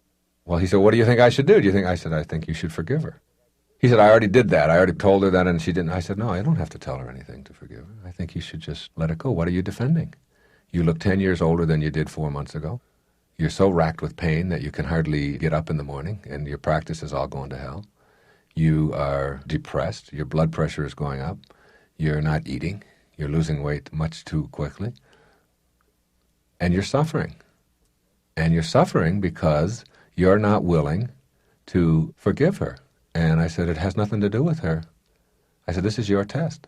And I wish I could get inside your head and let you know that until you are willing to send her love for having behaved in a way that you find so horrendous, that until you're able to do that, I said, eventually you'll do it, because otherwise you won't survive. The organism cannot survive. Obviously, you're killing yourself right now. It's just a slower process. It's going to take a little while. And until you stop killing yourself, that sooner or later you're going to have to do it, so why not choose sooner and just forgive her? You don't have to remarry her. And he said, well, what about the money and all that? I said, how much does she want? And he listed it. I said, give her that and a little more. He said, what? I said, just give her more. You'll get it back. You will. It'll come back to you. Give her more. Well, and I said, and pay it in advance. Give her the money in advance. Let her know that you are not interested in being married, if that's what it is, and that's fine, but that you're not going to carry this around. And practice it, and practice it. And you will find a serenity and a beauty and a peace in your life that you never thought could be there before. You never believed that it could be there. And it's right there. It's right there for you. All you have to do is forgive. All you have to do is understand that she's a human being and she made a mistake. You haven't. You haven't made a mistake because she got caught and you haven't, or whatever. It's like, let all of that go. And you will find so much enrichment in your life, because now you won't be using up your present moments to convince yourself how right you are. It won't be important anymore. Being right is not necessary any longer. Just being happy is. And one of the great secrets of the universe is that there is no way to happiness. Happiness is the way. You must carry that around inside of you. When you say forgiveness, you're not talking about the attitude that is, I see this person who has wronged me, he's hurt me, I will overlook that. That's not what you're talking about. It isn't the perception that the other person has hurt me. No, see, first of all, the perception you have to get is that if I'm hurt, I'm hurting myself because I'm in charge of me. Nobody else is. And my hurts are coming from my telling myself that she had no right to do this or shouldn't have done it or was wrong in doing it. And in fact, that's meaningless because the world is the way it is, independent of your opinion about it. All right? And everything that's happened has happened and can't be unhappened just because you wish it were so. That's number one. Number two is all I'm saying about forgiveness is that you become non-attached to your pain, to your anguish. You detach yourself from it. You say, that isn't mine, because you won't be at peace until you do it. You carry it around, and every bit of it that you carry around will destroy you a little bit more, and it'll just take time off of your life. So I'm not saying you forget and pretend, oh, this didn't happen. You become unattached to it. There's an analogy on the physical side when we experience pain that tells us we're making a mistake someplace. We've done something wrong. On the emotional side, emotional pain is also sending us a signal. It's telling us we're making a mistake. We're doing something wrong. If you're experiencing some uncomfortable feeling, notice it's trying to teach you something. There is an adjustment that needs to be made. What is it? Not to look at the problem, but to see in it what the lesson is, and to not be attached to wanting to be right rather than feel at peace. That needing to be right is a big one, isn't it? We get so consumed with that in our lives. I know people who just go to great lengths to prove how right they are. They'll even die. That happened at O'Hare Airport not too long ago. I was running out at the airport, and in the parking lot, they had only 2 exit gates to let all the cars out, and one of them didn't have an employee, so there was only 1 gate. Now, many of the people had been waiting as long as an hour and a half to get out of the lot. An hour and a half, 90 minutes, all right? And the computer that controls this arm wasn't working, so they were just letting people sit there and sit there. Now, they could move it up manually by hand. And many of these people had flown to Chicago and were here for business, one kind or another, and they couldn't get out, and their frustration level was getting higher and higher. So finally, a group of them came over, and they started getting out of the cars and walking up to find out what was going on after 90 minutes of this. And they said, look, we're just going to lift the arm. You're going to have to forget about the computer and all of your reasons for keeping us victimized, and if you want us to pay, pay, but tell us what it is. We're going to get out of here. And the guard in there said, no, you can't do that, because then our records will be off. And the records became more important than all these people that they were supposed to be serving there. And when they started to lift the gate and a car went through, the guy jumped in front of the car. He was willing to die to be right, even though his rightness was abusing all of these people. I mean, the system is designed to serve people, not to abuse them. And even though it was doing that, he would rather see them abused. And it was so important for him to be right that he would have died in the process if he had to. You talked about the emotional pain and so on. I went through some real tough emotional problems going through divorce in my life and in relationship with my wife and all of that. And I was getting signals, as you mentioned. The signals were that I was destroying myself, that it was very painful and difficult. I continued to be victimized and right all the time. And you're right, you have to learn how to see the blessing or the gift or the opportunity in these things that are occurring in your life. You must be able to see that and to say, what can I get out of this? And to understand that you have the ability to think what you want to about the things that are going on in your life. You don't have to think in, oh yeah, I'll show you terms, or I'm going to be right and I'm going to beat you down no matter what, or you had no right to treat me that way, or whatever. You don't have to think that way. You have many other options. If someone says something to you that is nasty, one option is to get angry and upset, another is to ignore it, or to say that's just their opinion, or that's just where they are right now. This is just called a process of enlightenment. That's what it is. It's just becoming enlightened. Because enlightenment is really becoming unattached, the process of forgiving, imaging yourself the way you want to, until it becomes a habit. You see, healthy thinking is a habit. Just like neurotic thinking is a habit. It's just habit you've been practicing for a long, long time. After you start practicing the kind of behaviors that I'm talking about here today, they become natural after a while.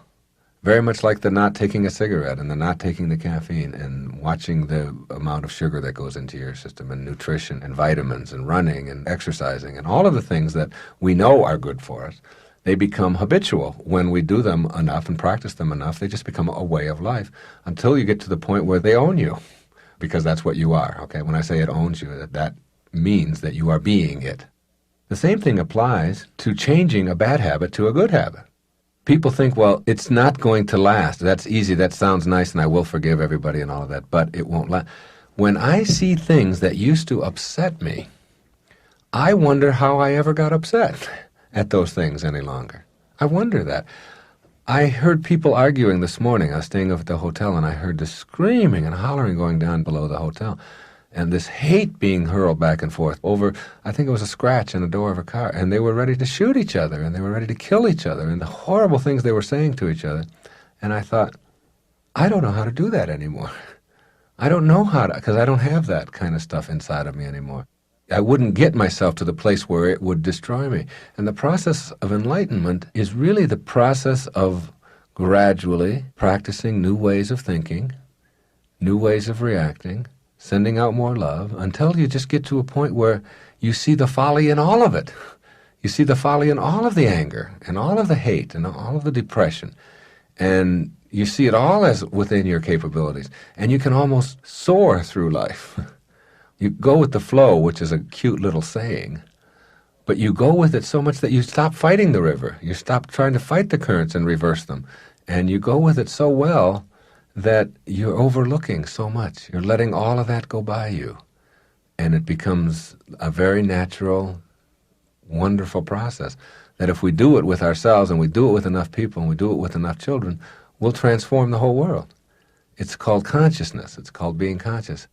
Isn't it great that we can achieve the level of mastery that you're talking about, the level of peace and fulfillment, without needing the world to change first, or without needing other people to conform to our ideas of what they ought to be? Yeah.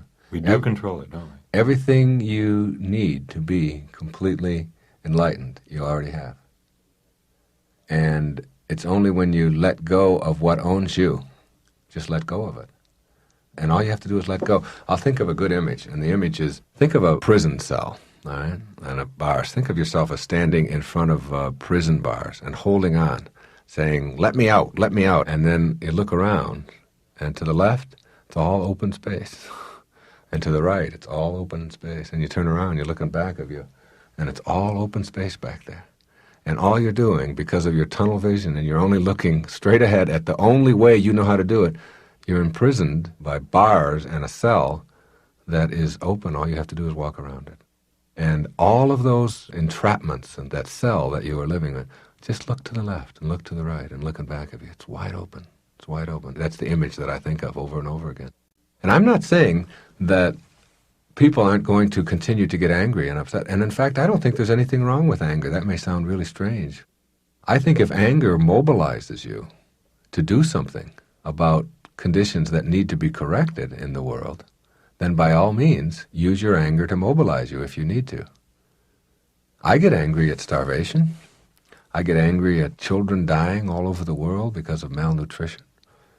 I get angry at crime and the proliferation of guns in our society and the fact that people shoot each other all the time and we don't even pay much attention to a human life anymore. It doesn't even make the newspapers, all these people shooting each other. But my anger mobilizes me to do something about it, to speak out about it, to write about it, to maybe try to make a difference, maybe talk to a group of kids in a high school. Mobilizing is great, but being immobilized by it, wherein it keeps you from acting to do anything about it. You see, it's very irresponsible to need to be right. Extremely irresponsible. And almost all negative emotions are very, very irresponsible.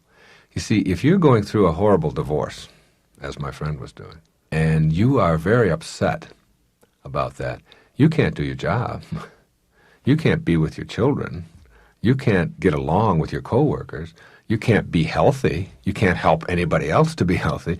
You can hardly do anything except get more sick, older, tired, depressed. That's all you can do. It's the most irresponsible choice you can make. And it's a convenient payoff. I mean, that's one of the great payoffs. You can use that anguish that you're experiencing to keep you from being an effective human being. And you have a perfect cop-out every time when someone says to you, why aren't you getting anything done? How do you expect me to get anything done if you knew what's going on in my life? And you just use that. That's a wonderful excuse. It's a great excuse. It's a cop-out. Just like guilt is a terrific irresponsible choice for a human being to make. As long as I sit here and feel guilty about what I did or what I shouldn't have done or how could I have done that, then I don't have to do anything to correct it. I don't have to do any of that at all. So I just irresponsibly choose guilt and feel bad, and I can only experience guilt now, in this moment. And the more of it that I experience, the less likely I am able to do anything about it. And so I just become this irresponsible emotional wreck who not only makes my own life, unpleasant and unworkable, but largely makes those around me suffer as well. It's very irresponsible, all of these things. Responsibility is being loving and kind and decent and good to others, and to yourself particularly, so that you fill yourself up with this love, and then you can give it away everywhere. And even if there are things going on in your life that you don't like, you're equipped to be responsible, to do something, to look for solutions. If you're focused on your pain and how awful it is, then you simply stay there with that. Very irresponsible choice.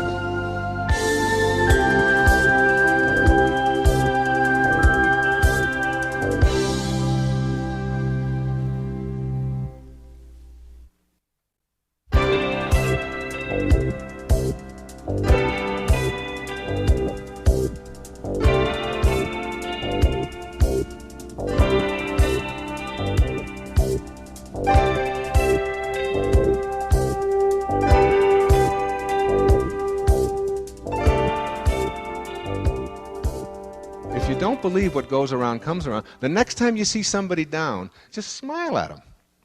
Just say hello and be friendly toward them. And you'll see that what you send out is what comes back. Now that law of the universe is so powerful that it affects every cell in your body. Every cell in your body. When you look at one cell in your body, ask yourself what makes the cell work. What makes a cell in your body work?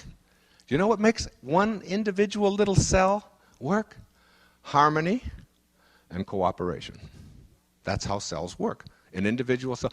If what's inside that cell, the electrons, the neutrons, and the protons, and all that physics stuff that's inside one, if any of them get out of whack and start not cooperating or not working in harmony, what happens to the cells around it? They're affected in some way, aren't they? What is cancer but cells gone amok? When one individual cell is affected in a negative way, that is, when it loses its harmony, when it loses its cooperation, then it affects negatively those cells around it.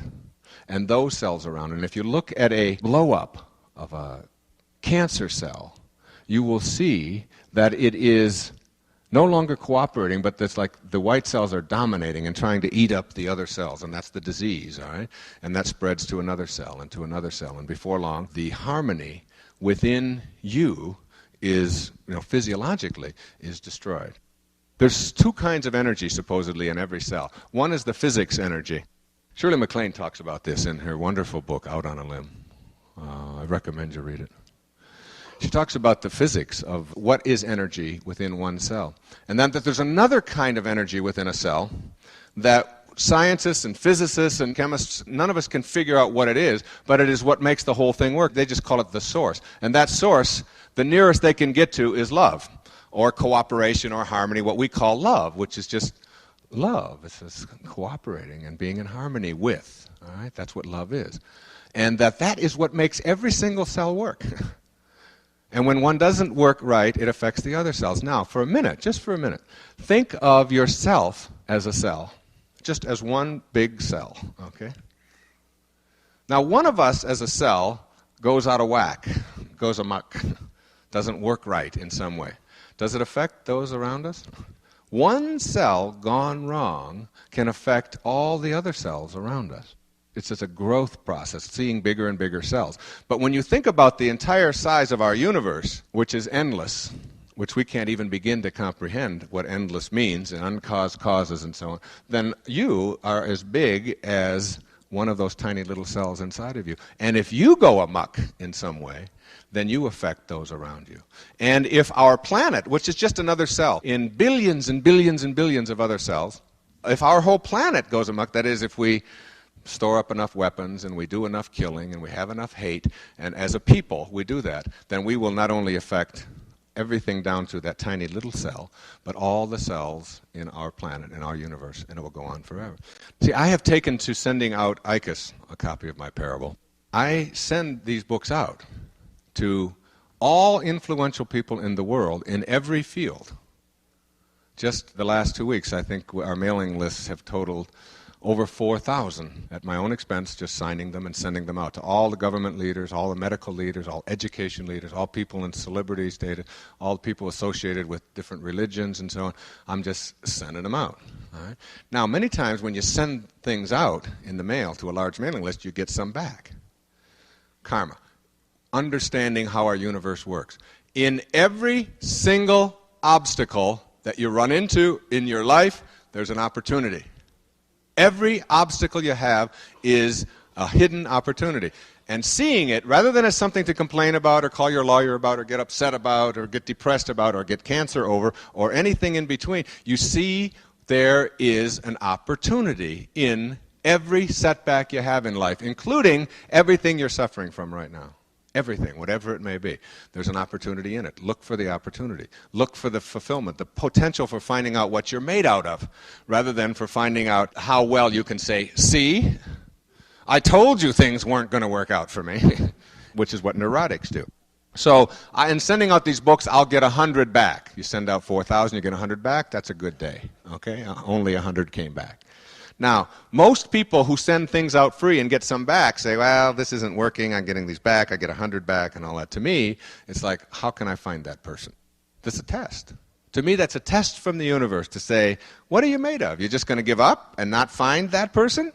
Or are you going to go look for that person? Because that's to find out what you're made out of. And that's what I do with all of that and have always done. And somehow just knew to do that. When it's somebody says no, it's how can I figure out a way to go around that no? Rather than I think that they're right, I'll just give up. It's always how can I get around that? Well, we sent out a book to Ken Keyes, Jr. Okay? Ken Keyes, Jr. wrote a wonderful book called Handbook to Higher Consciousness back in the early 1970s.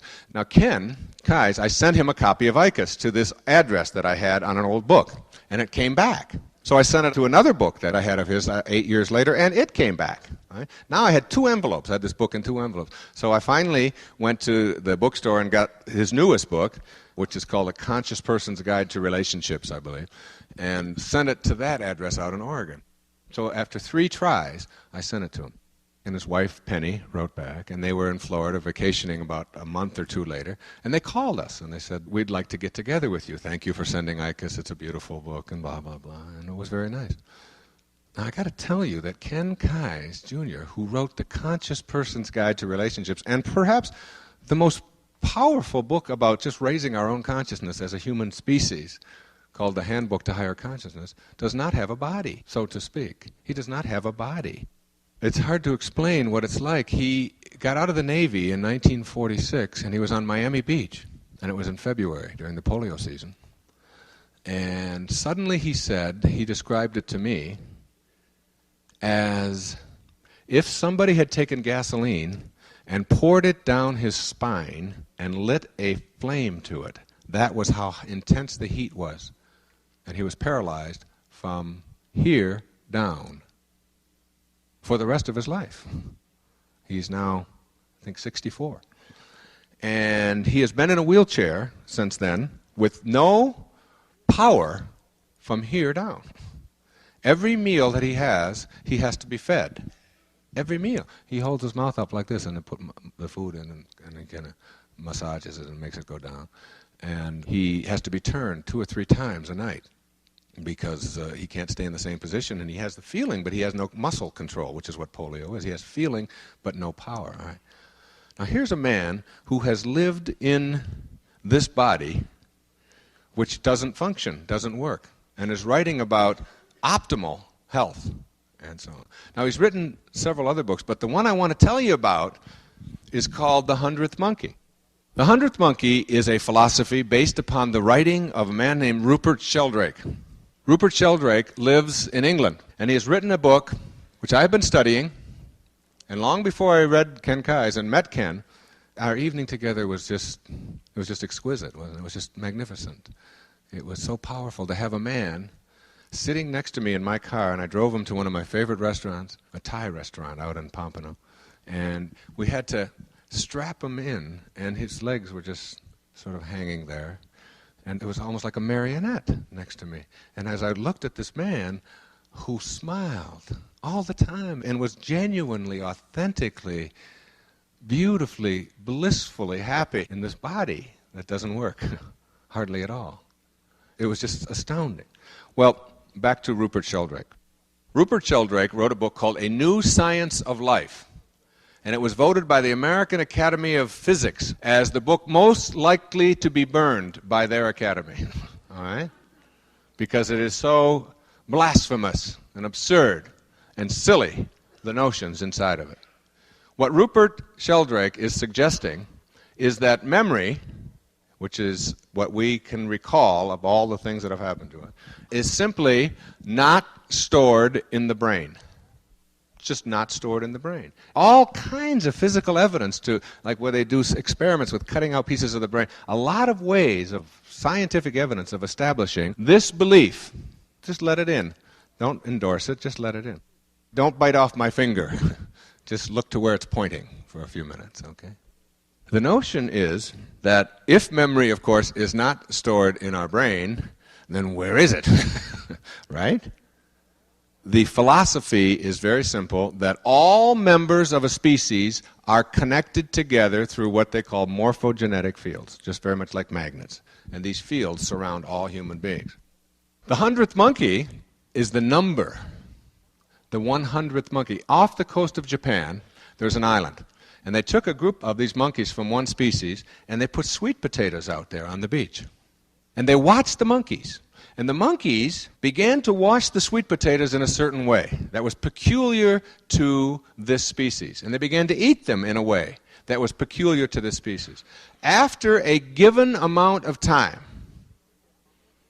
when a certain number of monkeys within that species began to do that, the same behavior began to crop up in monkeys of the same species on islands 200 and 300 miles away. Question is, how did it happen? How could that have happened?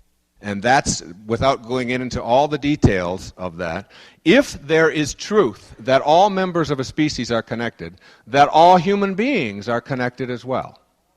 And if all of us are connected in some way that we don't understand, but in fact are connected, then I'm not here to tell you that you have to be thinking positive thoughts because it'll improve your life.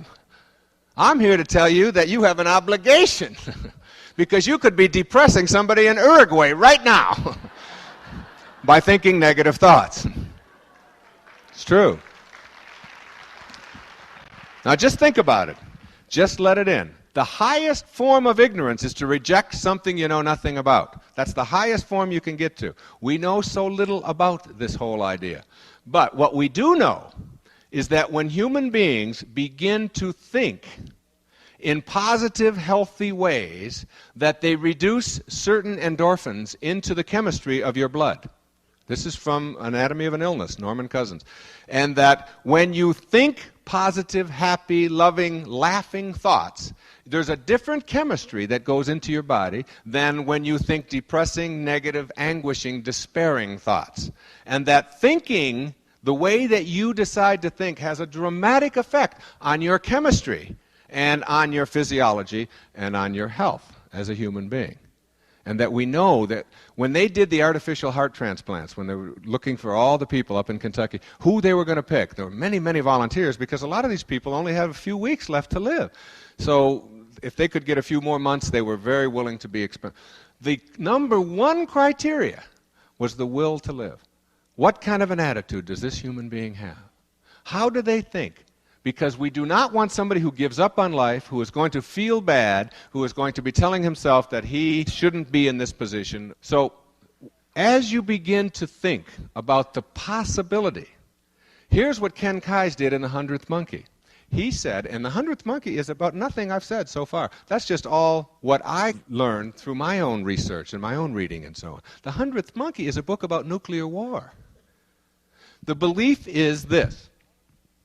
If enough people on our planet think there's going to be a nuclear holocaust and believe that it's going to happen, we are going to create it by the way that we think. When a critical mass, and that's the theory, the 100th monkey, when you get to a certain number of people thinking anything, then it begins to spread to the rest of us all over our planet, and we begin to act upon those collective thoughts. The thinking is, who knows, I'm open to it, that we are not only connected to everybody who's alive, but everybody who ever has been, and everybody who ever will be. That we may all in some way be connected. So that if we want, the number one thing in the Hunger Project is that we are trying to raise the consciousness of the world, to help people to understand that starvation is something we cannot tolerate any longer. We won't have it. We won't think of it as something that is inevitable. What is happening now is people are beginning to say, what can I do? How can I change that? The same thing is true with nuclear war. If you want to think about raising your children, my friends, what more important parental task do you have than to make sure that our world is a place that's going to be inhabitable for our children and our grandchildren? Do you know that when I talk to my young children and ask them what concerns them the most, do you know what it is? It's nuclear war. It's what's going to happen to us when the bombs go off. If enough of us think that, we're going to make the bombs go off. Do you understand that's what's behind building more and more and more missiles? Because we begin to act on the images that we have. And so what the 100th Monkey is about is trying to help people to think that it's impossible. We must never have that. We can't even begin to imagine having something like that. Absolutely not. We will not think in terms of bombs going off. And if enough of us do it, and enough of us tell other people about it, and then, in fact, as Victor Hugo said, there is nothing more powerful than an idea whose time has come. And we can make any idea have its time come by collectively thinking in these ways. And imagine that we're all connected like this. Imagine.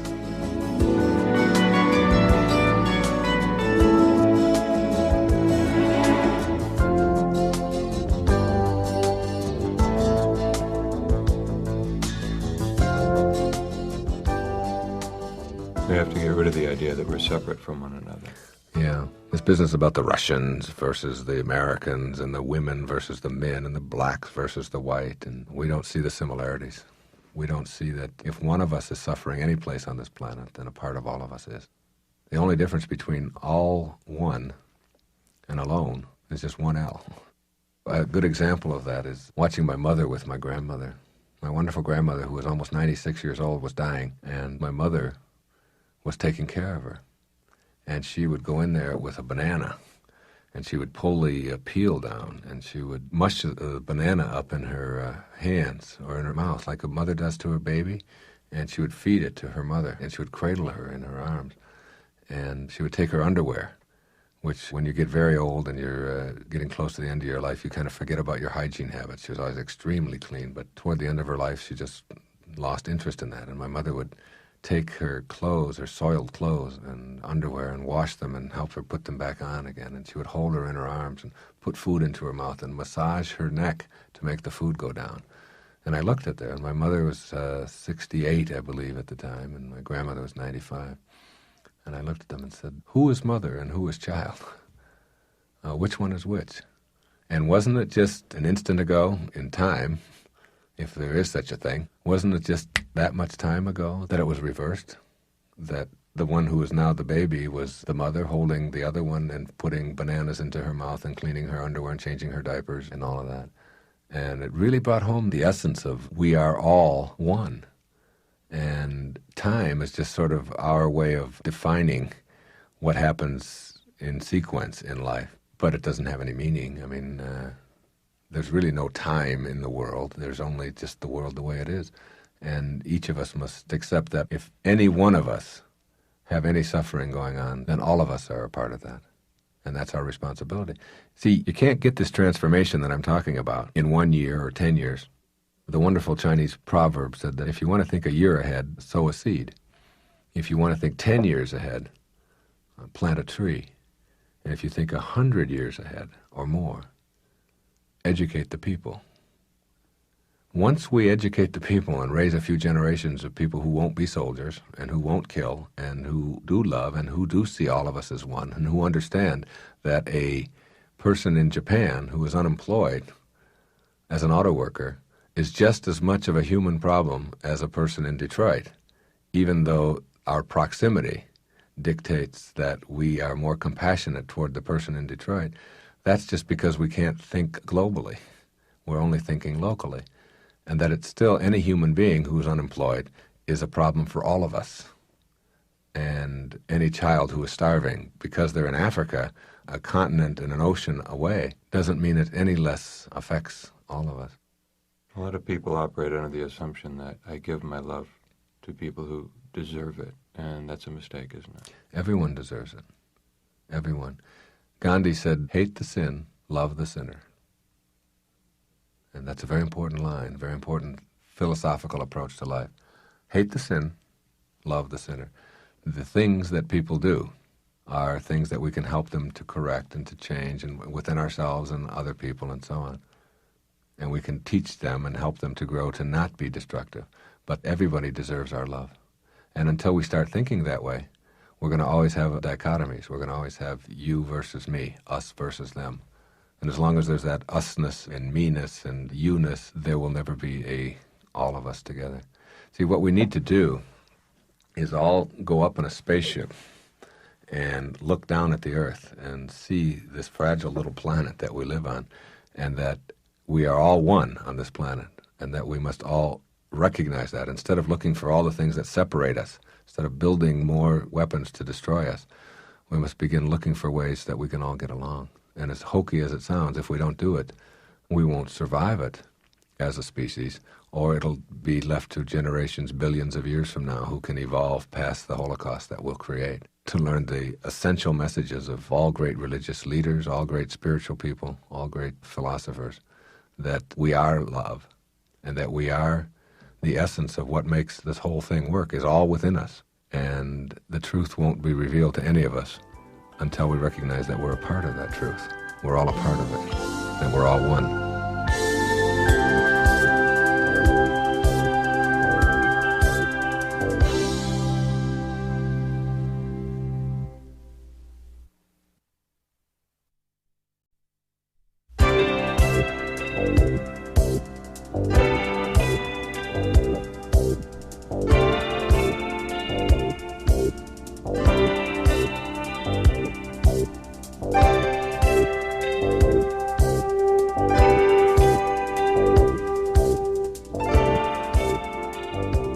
I have gone from telling people how to get something to trying to teach people now how to be something. And being is the essence of what I'm talking about. You must be it. Whatever it is, you must be health. You must not be trying to get it from pills or a doctor. You must be it. You must think it, live it, and be it. The great tape that I was talking about was Earl Nightingale's. It's called The Strangest Secret.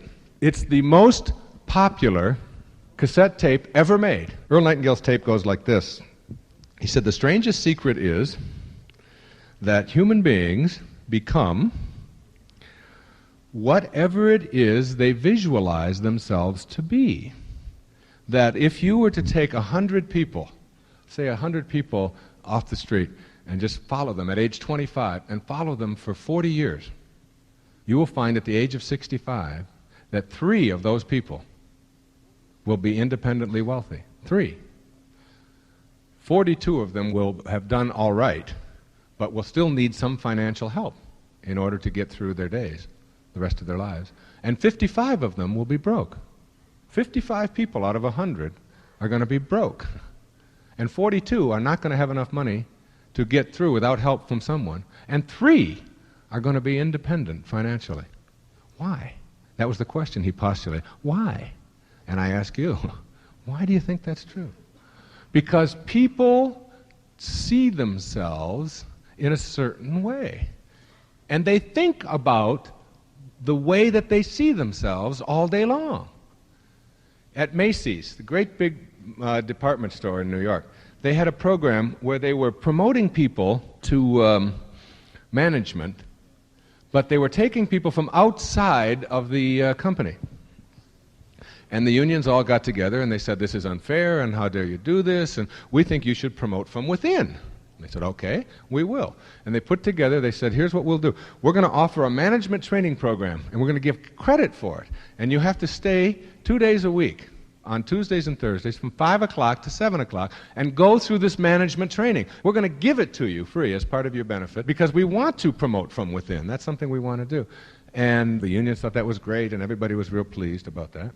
So they had their sign-ups and all of that. Now, let me ask you, what percentage of people that worked for Macy's do you think were willing to stay from 5 o'clock to 7 o'clock 2 days a week to learn management principles and to learn management training and to become trained free and get college credit for it in order to move on up into the management circle and to improve themselves and to make more money and do the things that they want to do? What percentage do you think volunteered to do that? 3 out of every 100 people took them up on it. 97 said, wait a minute, what the hell are you doing? You want me to stay after? 2 hours sitting there listening to this junk? You must be crazy. I don't want to do that. I got stuff to do. I got to go home and drink beer or whatever it is they've got to do. 3, the same 3. You see, there's a lot of people who want to get 100% out and put in 1 or 2%. And they want to do that over and over again. And you see examples of it everywhere. Now, the great secret, the strangest secret, we become what we think about all day long. The question is, what do you think about all day long? Now, I'm not talking about whether you walk around saying, hey, I'm terrific and I'm going to do great things, and that's it. This is not it at all. Creative visualization is understanding first how you think. You think in pictures. Do you know that? We think as humans in pictures. We don't think in words. If I say garbage can, you don't think G-A-R, there's a B in there, there's an A-G-E-C-A-N, a can, and you don't think like that. You see a picture of a garbage can. If I say microphone, you picture a microphone. If I say beautiful person, whatever, you have a picture. All of our thinking is done in pictures. The greatest contribution that psychologists have made in this century, and there haven't been many, all right? The great contribution is we have discovered that an image gets stored away in you, whatever you is, whoever you are, gets stored away within you exactly the same as an experience, as doing something. That your subconscious, whatever that is, wherever that is, it's like a robot. It's like a dumb, stupid robot. It just stores things away, and they stay there forever. Forever. My grandmother was 95. She died last April 15th. She was almost 96 years old. And in the last couple of years of her life, she started talking about things that happened in 1891. And it was a Tuesday, she said, and it was the 13th of April. It was a Tuesday, and my girlfriend Gladys, she came over and I said, Grandma, how do you know a Tuesday in April the 13th in 1891? It was there. We looked up. We went back and looked through all the calendar, and there she was. Right, Tuesday on the 13th. It was there.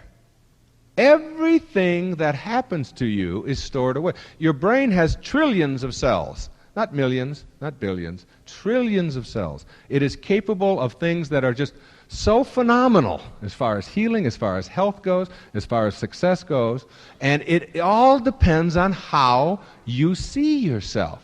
Now, you get trained as a young person not to see yourself as a very competent human being, especially you women.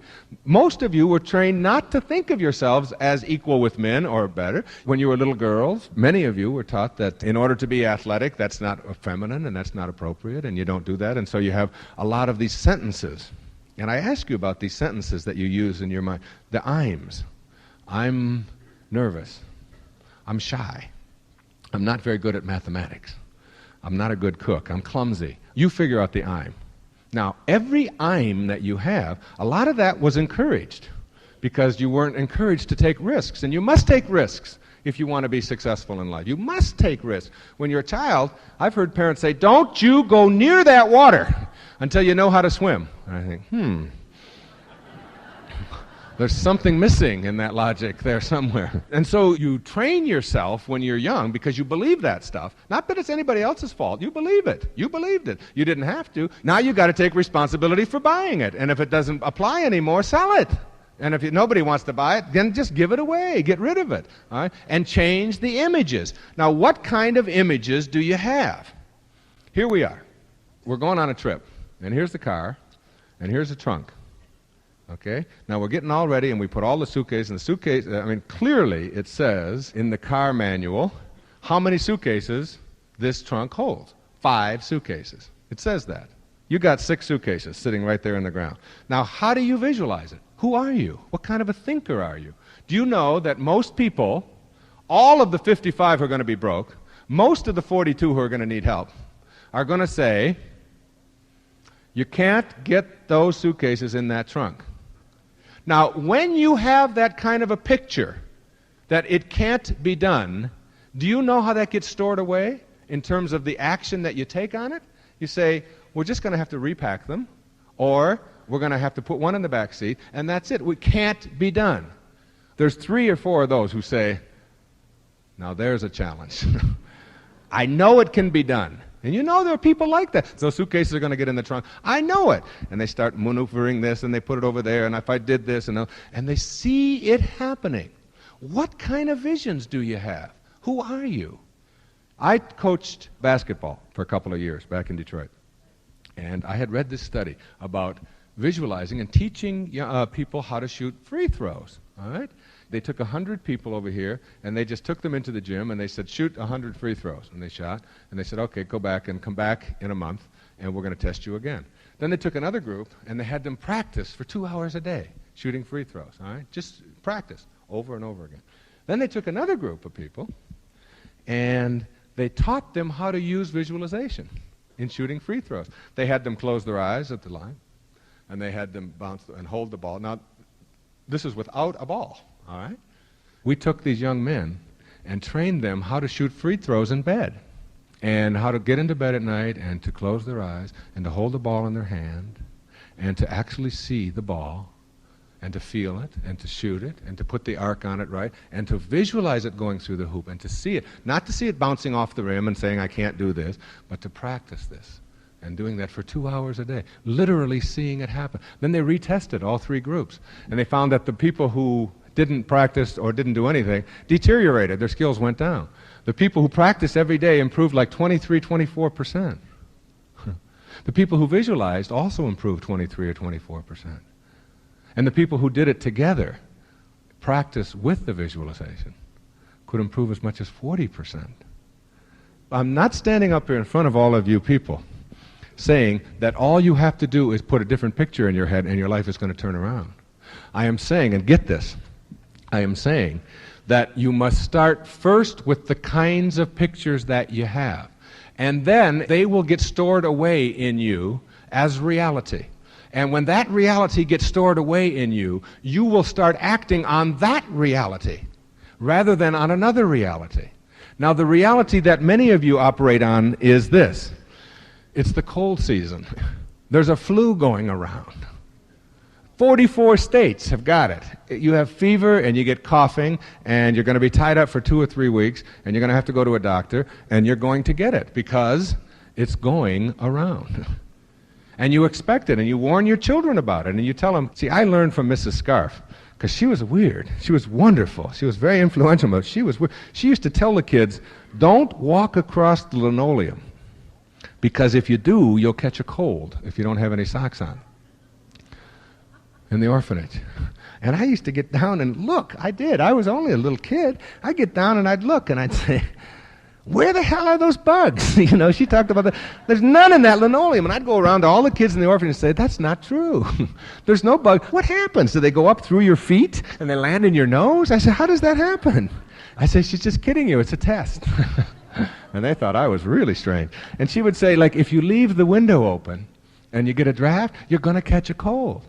And every time she told a kid that, I noticed that they had a cold the next day. Because I always wanted the window open, you know, and there were about 9 of us sleeping in there. I never got a cold because I didn't believe that.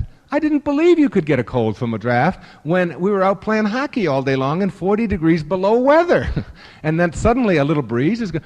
If you see it happening, if you believe it, then it's going to happen. You see, with visualization goes expectations. With expectation go the choices that you make. And it starts with the kind of pictures that you have. Now, if you are in business and you're selling real estate and you visualize that things aren't going to work out, and you tell yourself, I'm not going to close this deal, I never have before. This person is just using me. I know that I'm going to show them 14 pieces of property and they're not interested in anything anyway. I can see that these people don't really care about me and it isn't going to work for them. If you think that way, you store that away, and that gets stored away inside of you exactly the same as if you'd have gone up to them and said, I know you're not going to buy this damn place anyway, and blah, blah, blah. And you had been real abusive. And it gets stored away the same way inside of you. Then what happens is you start acting out on those images. What you have to do, my friends, and I'm going to show you how to do it in a few minutes. I'm going to not just talk, I'm going to do it. All right? We're going to do it right here. There's a country song about that. Looking for love in all the wrong places. You've heard that. Bam, bam, bam, bam, bam, bam, bam. If you go to a singles bar, you're going to go home with a jerk if you're looking for love. If you are love and you live love and you send it out, there'll be so much love in your life you won't know what to do with it. It's just a simple karmic principle. When you begin to see that all the things happening are the result of what you are doing, what you are creating, that you are a creator of yourself, then you see all of that stuff shifting around. Now, how do you visualize yourself with your health? Here's how most people do it, all right? Here's my brother, I got to tell you. He called me up long distance. He said, Wayne, I got a cold. It's Monday. He said, it's in my nose. I said, yeah, that's great. Long distance, huh? Yeah, long distance. He said, but by tomorrow, it'll be down in my throat. Long distance. He's telling me this, huh? He said, by Wednesday, it'll be in my chest. It always goes that way. He said, Thursday, I'll have a fever, and I'll probably have to take Friday off. Here's a guy with a sniffle on Monday morning taking Friday off. Why is he doing that? And I tell him, look, Jim, hold it right there. Hold it right there. What I want you to do is try to visualize how little I care.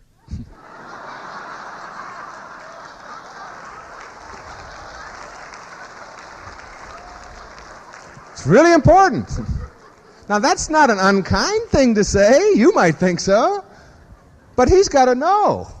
When you expect things to get worse and you picture it getting worse, you start acting on it getting worse. And you're going around looking for your cold to get worse. Never tell your children that their colds are going to get worse. Never tell your children they're going to have a fever and it's going to last. Never tell them that they're sick.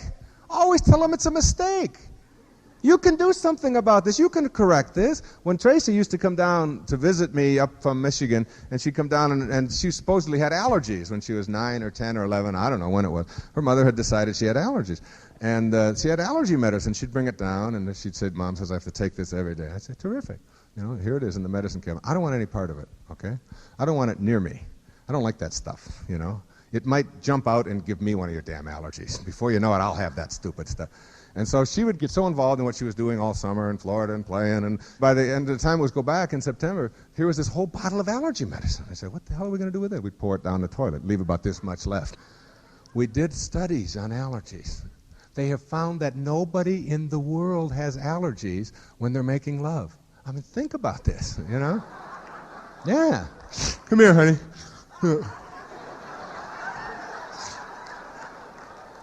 I got something for you. Say, get away from me. You think you're touching me with those Snoopies coming out of your nose? Forget it. It's gone. It's gone. It's just gone. I don't know what happened. Amazing. It's amazing. Pollen must have just blown away. You can know you got a southerly wind that blew it right away. And then it's hours of wailing away, having a wonderful time. Then when it's over, oh, that stuff is back, you know. It all depends on the way that you think.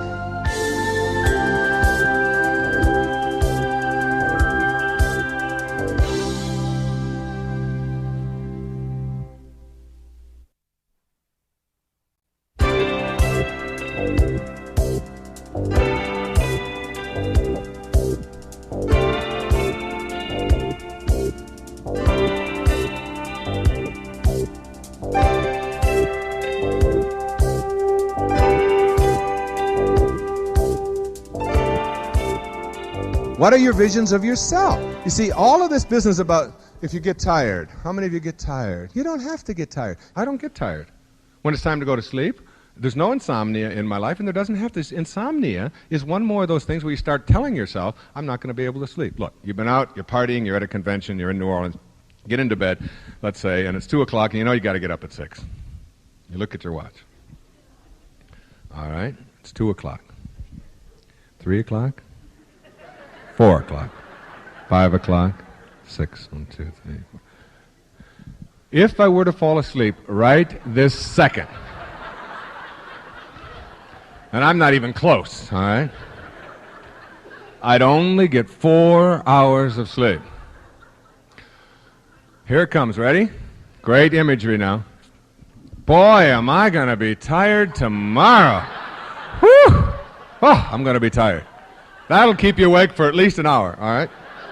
Your body just kind of goes, oh my God, and you start interfering with it. Your mind starts programming you, all right? Now, an hour later, you look at your watch and say, 3 o'clock, 4 o'clock, 5 o'clock. 3 hours. Now you upgrade your neurotic expectations for yourself. I'm going to be a zombie tomorrow. And then when you get out of bed and the alarm goes off, if you sleep, what do? You start counting backwards now. 5 o'clock, 4 o'clock. You put your body instantly on droop. Kind of put your eyes sort of unbagged. Don't expect anything out of me today. I didn't get any sleep last night or whatever. Until someone comes along halfway through the day and says, you know, we got a game tonight and we're going to go out and have a few drinks and we're going to, hey, that's great. Yeah, I think I'd like to do that. It's a choice. You ever notice how tired you get when you got something unpleasant to do? You know, you look at the lawn equipment and look at the roller and the edger. I'm going to lie down for 3 or 4 months. I'm really tired. It's a choice.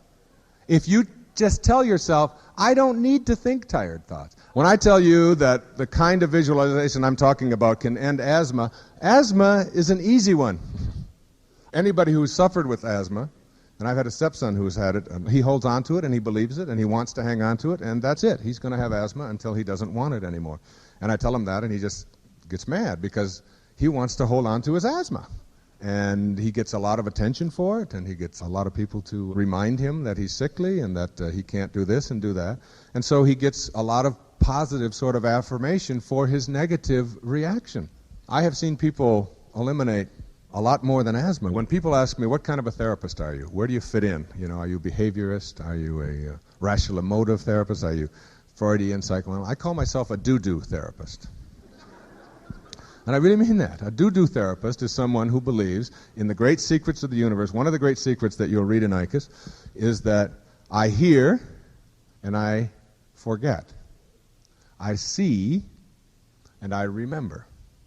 I do and I understand. And not one moment before.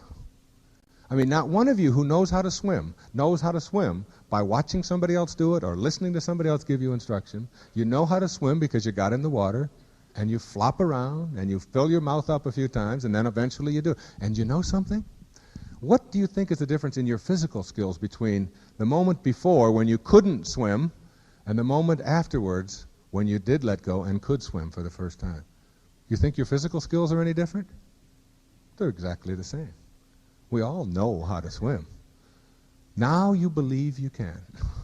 And when you believe you can, you just do it. You just do it. And if you can't ride a bicycle, there's a woman who came to me and said, I can't ride a bicycle. My parents wouldn't let me. My mother would never let me get on a bicycle when I was a little kid. And I had these big white teeth and she was afraid I would break them. And I said, okay, that's great. Let's go. She said, go? Where are we going? She wanted to sit in the office. I said, I've got a bicycle downstairs in the garage, and we'll just go on, and I'm going to teach you how to ride a bike. You think I'm paying these kind of prices to come here and have you teach me how to ride a bicycle? I want to know why I can't. I said, oh, well, you didn't say that. That'll take another 30 seconds. You can't because you never got on one. And as soon as you do, and are willing to fail and fall down a few times, then you'll know how to ride it. And until that, you can blame Mama forever. But it isn't going to change a thing. If you want to change something in your life, if you want to quit smoking, you don't need to go to the shit clinic. You don't need to go and poke holes in your cigarettes, you know, so you get a hernia. trying to get that nicotine down into your lungs, and a little bit less each time. And they have now a thing out called poo-poo spray. I don't know if you've seen this, but it smells like poo-poo, all right? And you spray it on your fingers so that every time you go, oh, no, I won't be having any of those today, no. Now, you don't have to do that. What you do is, the first thing you do is you see yourself as an ex-smoker. You just see that. You visualize yourself there, and you take credit for having such a wonderful picture of yourself. You do that first. And then the second thing you do is you tell yourself how easy this is going to be. This isn't hard. There's nothing difficult about quitting smoking. You just do it. You just don't put cigarettes in your mouth, one day at a time. That's what you do. And you don't tell yourself, I'm going to want them, I'm going to get fat, and all of these you don't do that. You stop the blame, and you do it. You want to lose weight. You see yourself looking the way you want to look, instead of going on a diet. Everybody I know on a diet is fat.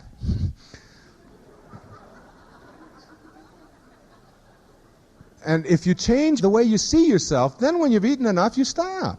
You just see yourself in a different way. You stop that. No, I don't want any more. You say, I think I'll exercise a little more. I'm going to go out and I'm going to do some kind of exercise. I'm going to walk. I'm going to get myself on an exercise bike. I'm going to go to a dance class. I see myself this way. Now I'm just going to act out on that instead of saying, oh, it's so hard to quit. It's just so hard to lose weight.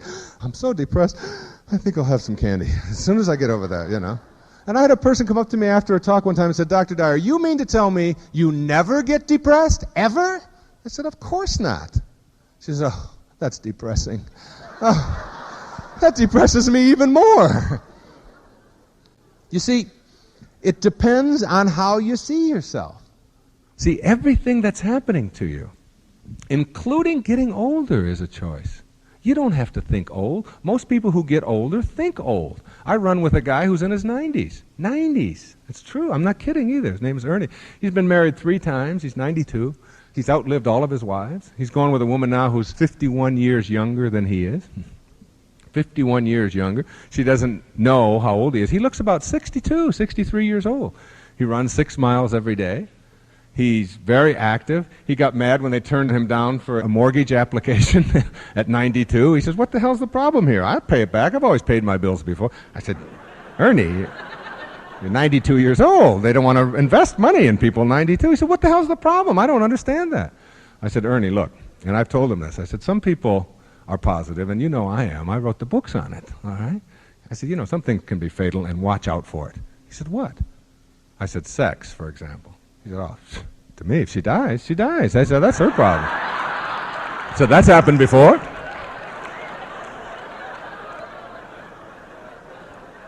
He said, I asked her about sex. He said, I checked that out first thing. And she said to me infrequently. He said, right away I asked her, is that 1 word or 2?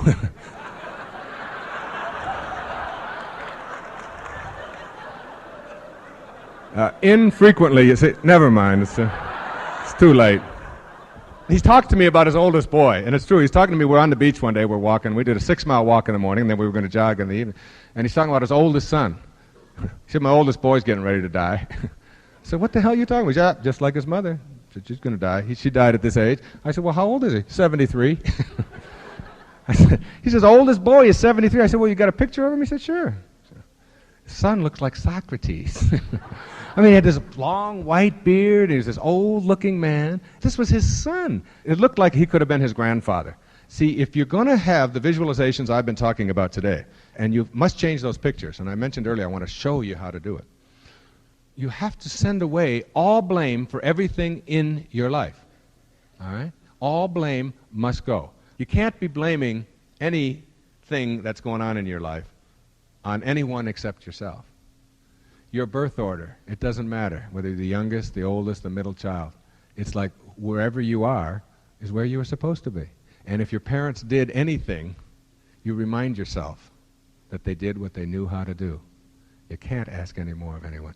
And forgive them, whatever it is. Whoever in your life is causing any dissonance, any anguish, any pain, whoever they are, any grudges that you've had, any anger that you're holding on to, anything that's lasted a long time, forgive. Love is forgiving, and it is forgiving.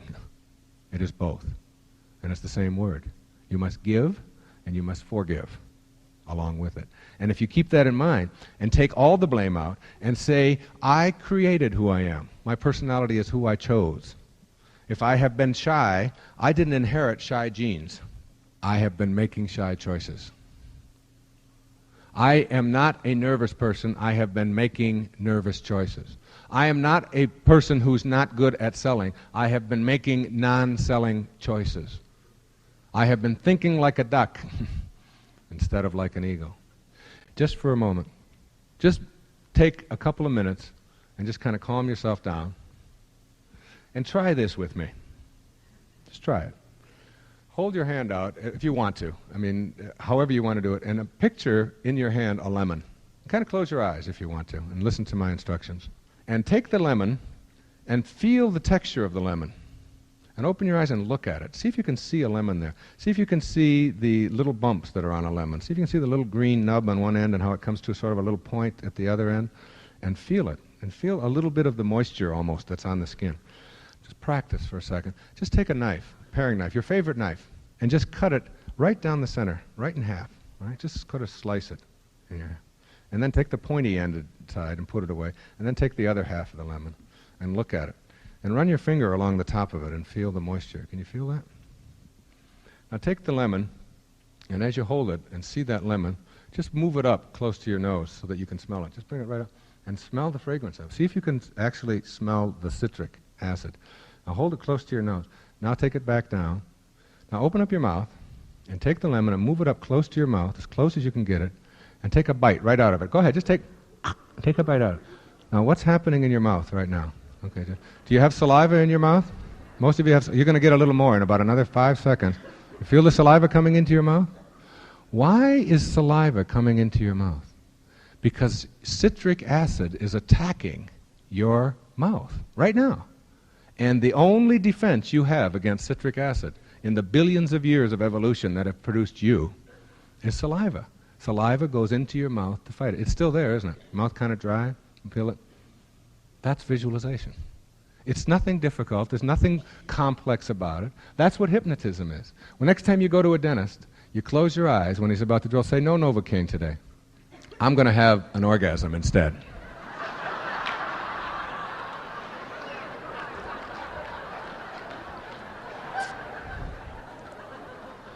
Haven't had one for a while. You get this one now, you're going to be real good. All right, I need some volunteers now. What you do is you think, as the drill goes on, every time the drill goes on, you think of the most positive, beautiful, exquisite, loving experience you've ever had in your life. When the drill goes off, you shut it out. When the drill goes on, many times in the dentist I say, look, will you turn the drill on another minute or so? Just about ready. You turn that drill off. The importance of visualization for me in imagery can be related to almost every single thing that you do in life. If you're a salesperson and you visualize a sale not working out, or even if you have that thought that that person probably won't want to buy this thing from me, or they won't want to close on this deal that we have agreed to, if you think that way and visualize it that way, you're creating the opportunity for you to have exactly that happen to you. It's like a self-fulfilling prophecy. If you see it in your mind as working out, closing the deal, getting someone to buy the product, whatever it is. And if you're selling brake linings to a hardware store, and you can see the brake linings on their shelf, and you can see the receipt, and you can practice that image and see it, and then operate on that image. If it doesn't work out, let's start from that premise, which I don't even let in, because I know it will. And when you know it will, it will. But if it doesn't, you say, all right, instead of, see, this guy's wrong, I knew that this karma stuff, and I don't want to hear any more of this stuff.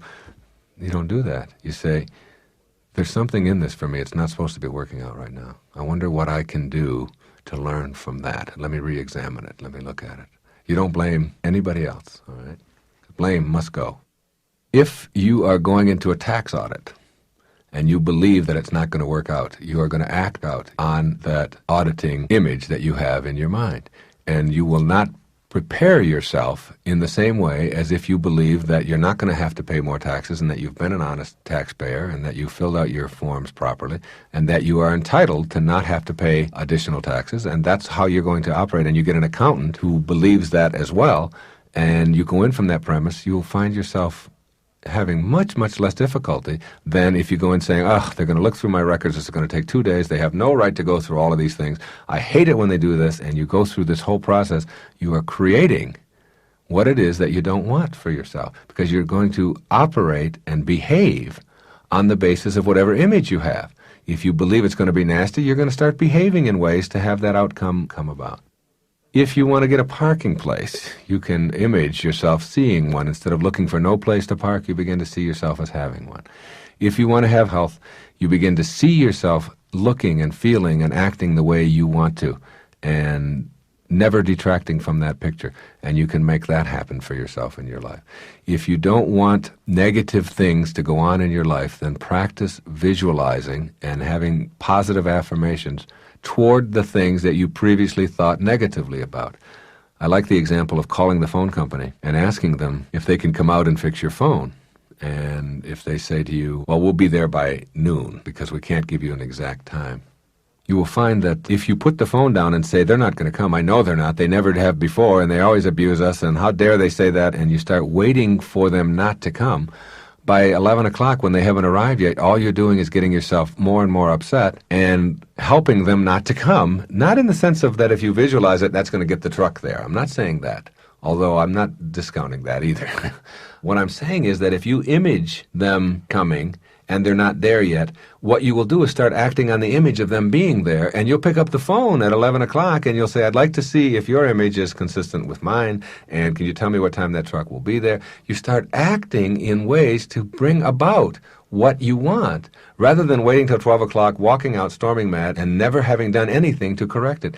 Your thought processes create the images that you have. Those images create the behavior. And you can't back one up from the other unless you're willing to think that it's going to work out, and that's the premise you're operating from. That's a very important point for people if they want to be enlightened.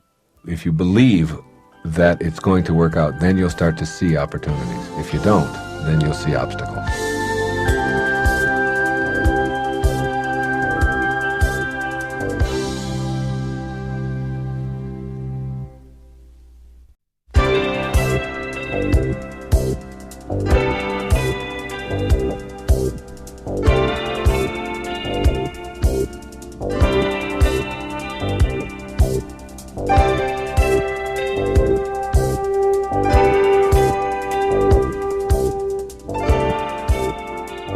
Choosing your own greatness. The choices we are faced with every day of our lives determine the direction in which we grow, the ways in which we change, or if we change or grow at all. Taking responsibility for your own life, not blaming others, building loving relationships, discovering the power of forgiveness, goal setting. You have been listening as Dr. Dyer's personal experiences have illuminated the importance of these positive life choices. We now would like to introduce you to yet another side of Wayne Dyer in this very special recording, never before heard in this form. It is an essay written and read by Dr. Dyer at a time in his life when he was first ready to express the underlying principle upon which all his realization of inner strengthening has been built. And to this day, he advocates that all of humanity, all of us, can work toward making choices that lead us to true self-actualization. In this essay, Dr. Dyer speaks of a person, a portrait, if you will, of someone who is completely self-actualized, not as a mythical person, not as a goal for anyone, but as a look at what it can mean to be alive and functioning at one's fullest potential. Let's listen now as Dr. Dyer describes the circumstances which led him to draw this portrait of the kind of free-spirited person we all desire to be.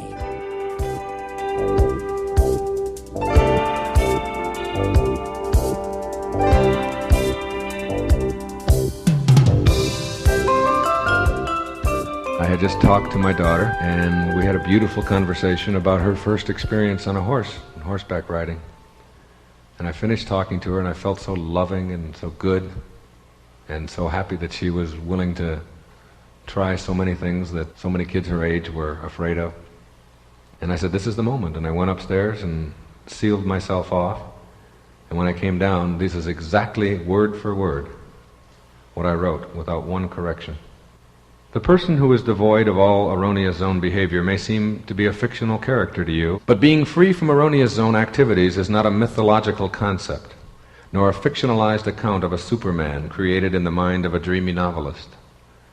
Being fully functioning is a very real possibility for you, and complete present moment mental health can be a choice. The rest of this final zone is devoted to a description of how a person who is free from erroneous zones thinks and behaves, both in mind and actual living experiences.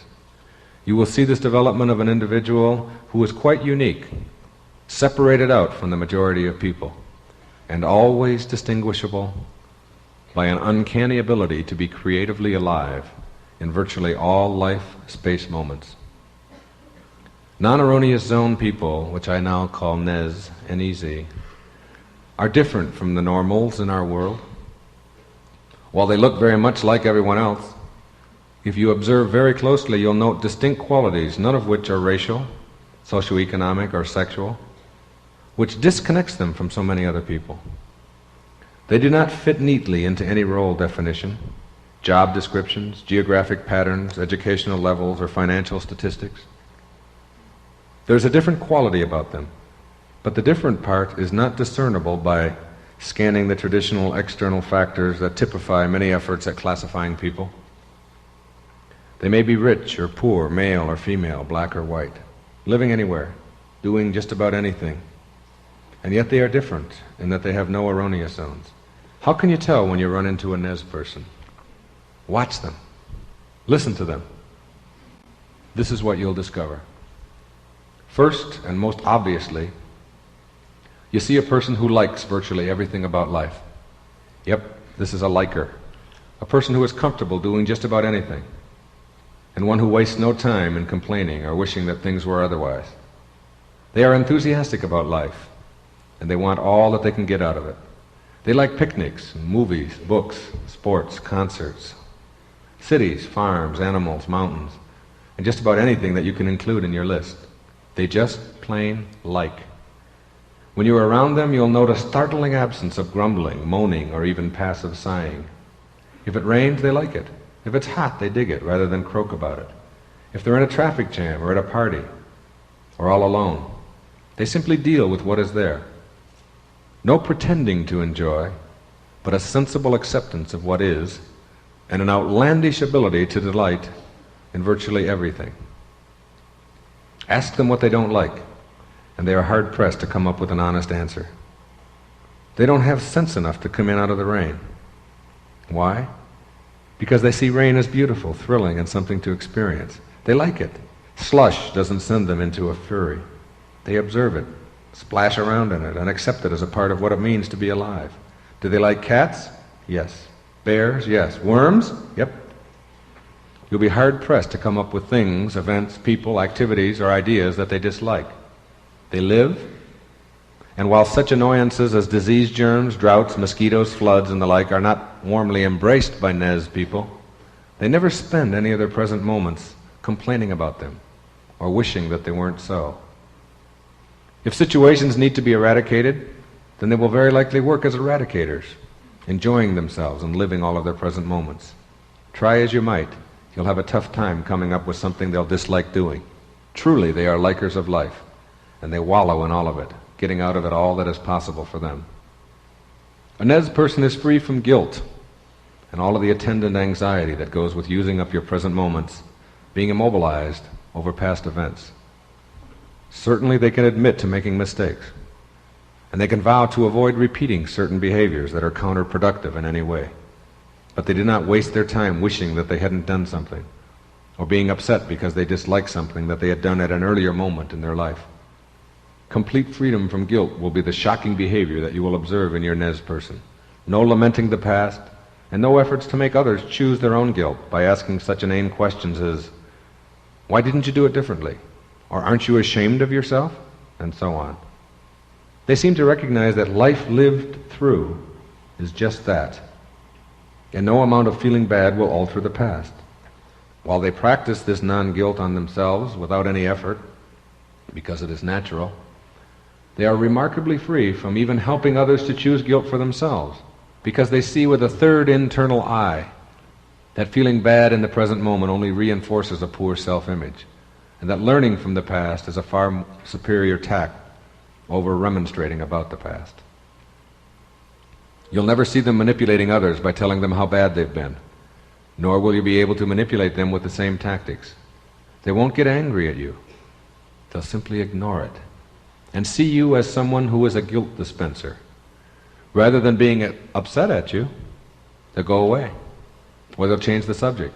Hence, you won't even recognize that the very strategy that works so beautifully on most people has failed dismally on your Nez friend. Rather than smear themselves and others with guilt, they just unceremoniously pass when it comes along. Similarly, your Nez chap will be a non-worrier. You'll soon note that circumstances that drive many people to frenzy will be mildly internalized by a Nez person. They are not planners and putters away for the future.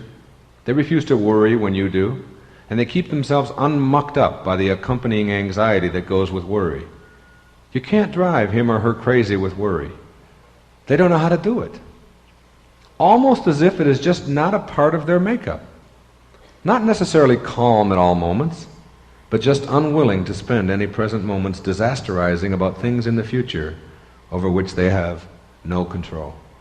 They are very present moment oriented, and they have an internal signal that seems to remind them that all worrying must take place now in the present moment, and that it is a foolish way to go about living one's current life.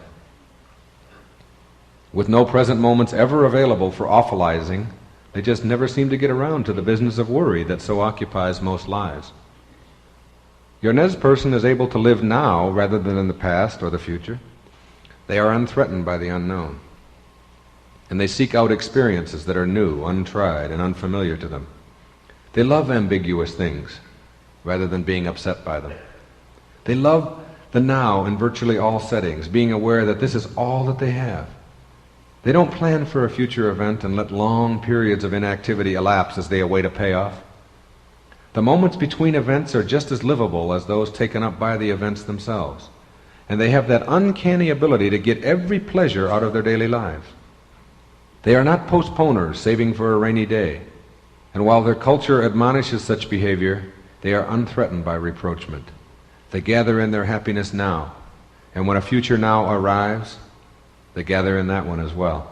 Strange, but this Nez individual is always enjoying simply because they see the folly of waiting to enjoy. This is not some special credo that they've adopted. It is the natural way of living, very much like that of any child or all animals. Grabbing heavy doses of present moment fulfillment, while most normals spend their lives waiting for their payoffs and never being able to seize them. These people are strikingly independent people. They are out of the nest. And while they have a strong love and devotion for family, they see independence as far superior to dependence in all relationships. They treasure their own freedom from expectations. Their relationships are built upon respect for the right of an individual to make any decision for themselves. Their love means no imposition of values on the loved ones. They put a high premium on their own privacy, and this view often leaves normals feeling snubbed or rejected. They like to be alone at times, and they will go to great lengths to ensure that such privacy is protected. You will not find Nez people in numerous love relationships. They are selective about their love, and those they love are few in number, but they're also very deeply and sensitively loving. It is difficult for normal people to love a Nez person because they are adamant about their freedom from dependency. If someone needs them, they reject such a need as hurtful to the other as well as to themselves. They want those they love to be independent, to make their own choices, and to live their lives for themselves, getting all that they are capable of achieving in the way of fulfillment. While they enjoy and want others to be with them, they want even more for them to make it without any crutches or leaning. Thus, the moment you start leaning on a Nez person, you'll find them disappearing, first emotionally and then physically as well. They inwardly refuse to be dependent or depended upon in a mature relationship. With children, they provide a model of a caring person, but they encourage self-reliance almost from the very beginning, with a great amount of love offered at every turn. You will find an uncommon absence of approval-seeking in your Nez associate. They simply are able to function without much approval and applause from others. They do not seek out strokes and honors as most normals do. They are unusually free from the good opinions of others, almost uncaring about whether someone else likes what they're said or done. They do not attempt to shock others or to gain approval by giving a damn about it on the surface. No, these are people who are so internally organized that they are literally unconcerned about the opinions of others in terms of evaluating their own behaviors. They are not oblivious to applause and approval. They just don't seem to need it. They can be almost blunt in their honesty, since they do not couch their messages in carefully worded phrases designed to please the recipient. Instead, they simply live. And if you want to know what they think, that's exactly what you'll hear. Conversely, when you give them feedback about themselves, they will not be destroyed or otherwise immobilized if you disliked it. They will take the data you provide, filter it through their own think tank, and use it for their own self-growth. No needs to be loved by everyone. No inordinate wish to be approved by all for everything that they do. They recognize that they will always incur disapproval, and they are not unusual in that they are able to function as they, rather than some external other dictates. As you watch your Nez character, you will note someone who is not perfectly enculturated. You are not looking at a rebel, but instead a person who makes choices that are sensible, even if they conflict with what everybody else does. You'll see someone who can ignore petty rules if they make no sense, and someone who quietly shrugs at the petty conventions that are such an important part of so many lives. You will not see a cocktail partier, nor a person engaging in small talk because it's the polite thing to do. This Nez individual is truly his or her own person, and while they see the culture as an important part of their own lives, they refuse to be ruled by it or to become a slave to it. Not rebelliously attacking, but rather knowing internally when to ignore or shrug, and simply function in a most astonishingly clear-headed and sensible way. Non-Aronia Zone folks know how to laugh and how to create laughter. They find humor in virtually all situations, and they can laugh at the most absurd as well as the most solemn of occasions. They are laughers. They love to help others to laugh, and they are facile at creating humor. These are not serious, ponderous folks who plow through life with a stony grimness about their face. Instead, they are doers who are often scorned by normals as being frivolous at the wrong time. They do not have good timing, for they know in their own souls that there is really no such thing as the right thing at the right place. They love the incongruous, yet they are unhostile in their humor, never, but never using ridicule as their means of creating laughter. They don't laugh at people, they laugh with them. They laugh at life, and they see the whole thing as fun, even though they are often very deliberate in their own pursuits. But when they step back and look at life and know they aren't going any place in particular, and they are able to enjoy and create an atmosphere wherein others can more readily choose joy for themselves, they are fun to have around. Invite them the next time, if you can find them. These are people who accept themselves without complaint. They know that they are human beings, and that being so involves certain kinds of very human things. They know that they look a certain way, and they accept it. If tall, that's okay, and so is short. Bald is fine, and so is lots of hair. They can live with sweat. They are not phony about their physical humanity. They've accepted themselves, and therefore they are the most natural of people. No hiding behind artificialities, no apologizing for what they are.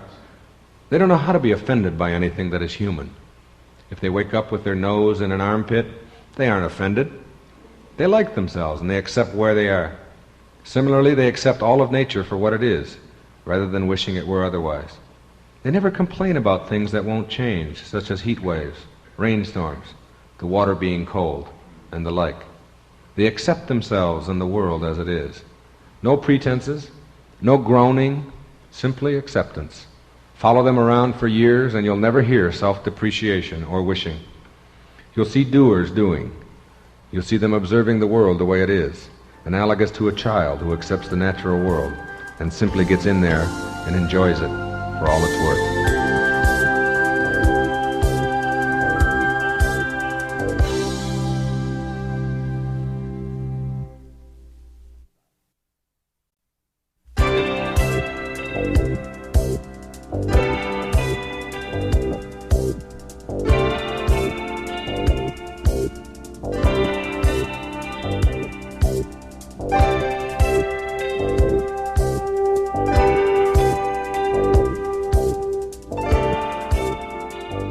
Your Nez affiliate will be an appreciator of the natural world. They will love being outdoors in nature and tripping around in all that is unspoiled and original. They especially love things like mountains and sunsets and rivers and flowers, trees, animals, and virtually all flora and fauna. They are naturalists as people, unceremonious and non-pretentious. Likewise, they love the naturalness of the universe. They are not busy seeking out taverns and nightclubs and parties and conventions and smoke-filled rooms and theaters and the like, although they are certainly capable of enjoying such activities to the fullest. Rather, they are more at peace with nature, God's world, if you will. And while they are often function almost daily in a man-made world, their true interests are in the wilderness. They are also capable of appreciating what has become stale for others over and over again. They never tire of a sunset or a trip in the woods. A bird in flight is a magnificent sight, over and over again, and they seem transfixed in their repeated pleasure at observing natural phenomena. A caterpillar never grows tiresome, nor does a mother cat giving birth to her kittens. Over and over and over again they spontaneously appreciate. Many normals find this artificial and contrived, but to the Nez person, they don't even notice what the normals think, since they are in awe at the vastness of possibilities for present moment fulfillment. They can watch a seagull for hours. And while others might say, "Come on, let's go," they are in a trance. They have penetrating insight into the behavior of others, and what may seem almost complex and undecipherable to others, the Nez person sees as clear and understandable. The problems that immobilize so many others are often viewed as only minor annoyances to the Nez person. And this lack of emotional involvement in problems makes this person able to surmount barriers that remain insurmountable to most others. They have insight into themselves, and they see right away what others are attempting to do to them. They can shrug and ignore while others are angered and immobilized. They are never perplexed and stumped as they go through their days, and what may seem to be confusing and insoluble to most others is often viewed by the Nez person as a very simple condition with a direct resolution. They are not focused on problems in their lives, in their emotional world, being divorced emotionally from these problem areas. Thus, a problem is really only an obstacle to be scaled, rather than a reflection of what they are or aren't as a person. Their self-worth is located within, and therefore any external concerns can be viewed objectively, rather than as in any way a threat to their personhood. This is a most difficult aspect of the Nez person to understand, since most people are easily threatened by external events, ideas, or people.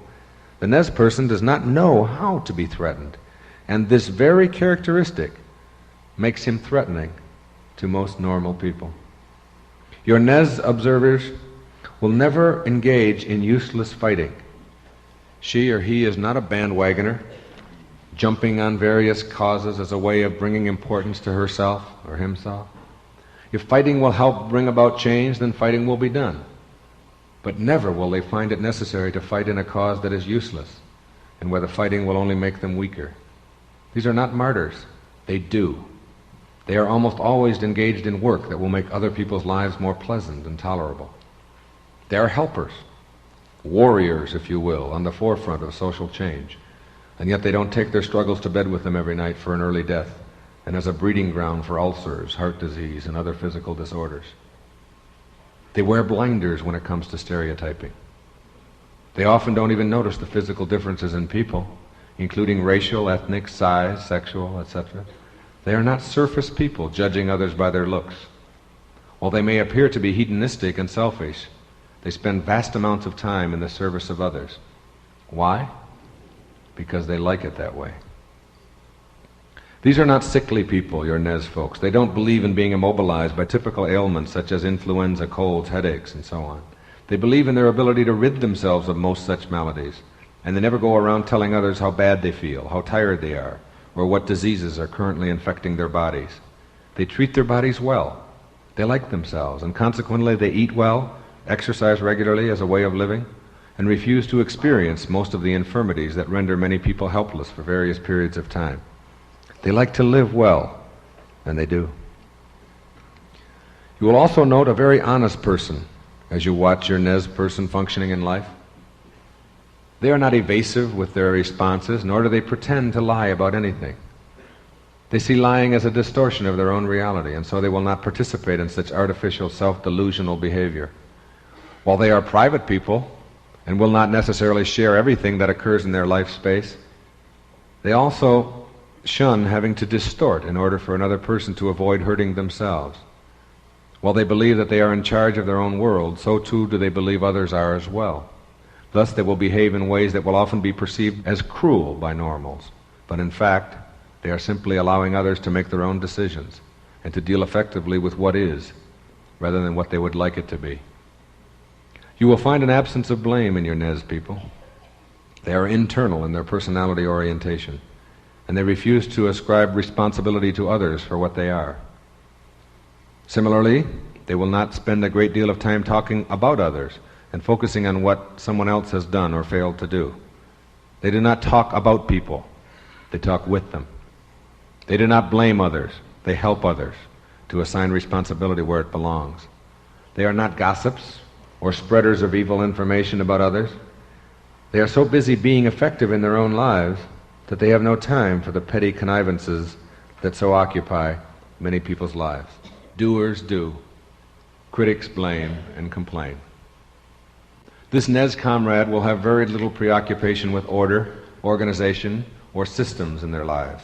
Not slobs, mind you, but also no need to have things and people fit into their own perceptions of how everything ought to be.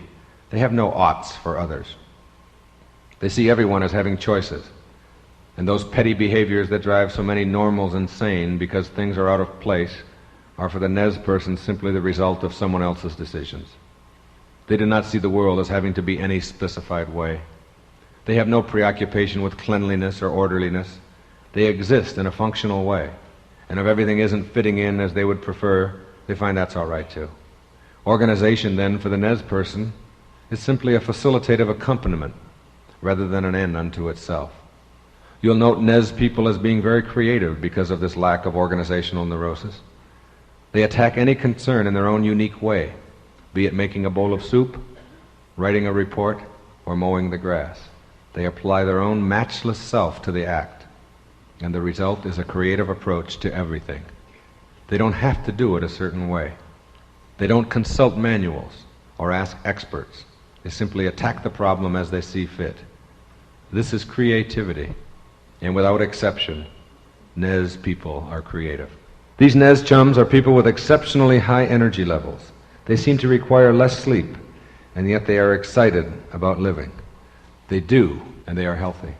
They can muster up tremendous surges of energy for completing a task because they choose to be involved in it as a present moment fulfilling activity.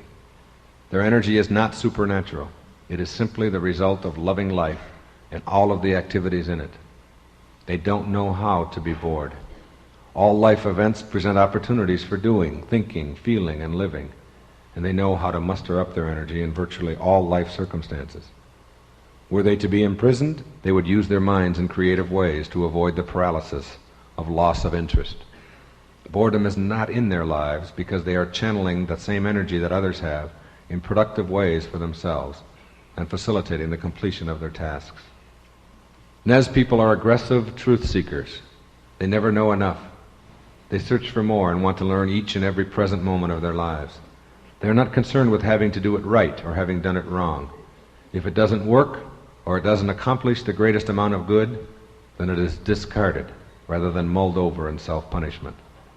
They are truth seekers in the learning sense, always excited about learning more and never feeling like they are a finished product. Their search for more is even tiring to observe, yet Nez people don't seem to tire of it. If they are around a barber, they want to learn about barbering. They never feel or act superior, showing off their merit badges for others to applaud. They learn from children and stockbrokers and animals. They want to know more about what it means to be a welder, a crocheter, or a corporate vice president. They are learners, not teachers. They never know enough, and they don't know how to get snobbish or superior, since they never feel that way. Every person, every object, every moment represents for the Nez person an opportunity for knowing more. And they are aggressive in their truth-seeking, not waiting for it to come along, but going after it. Talking to a waitress, asking a dentist what it feels like to have your hands in someone's mouth all day, or inquiring of the poet what it is meant by this or that line. The Nez ally is not afraid to fail. In fact, they often welcome it. You see, they do not equate being successful in any enterprise with being successful as a human being. Since the Nez person has their self-worth entrenched from within, any external piece of behavior can be viewed objectively as simply doing or not doing.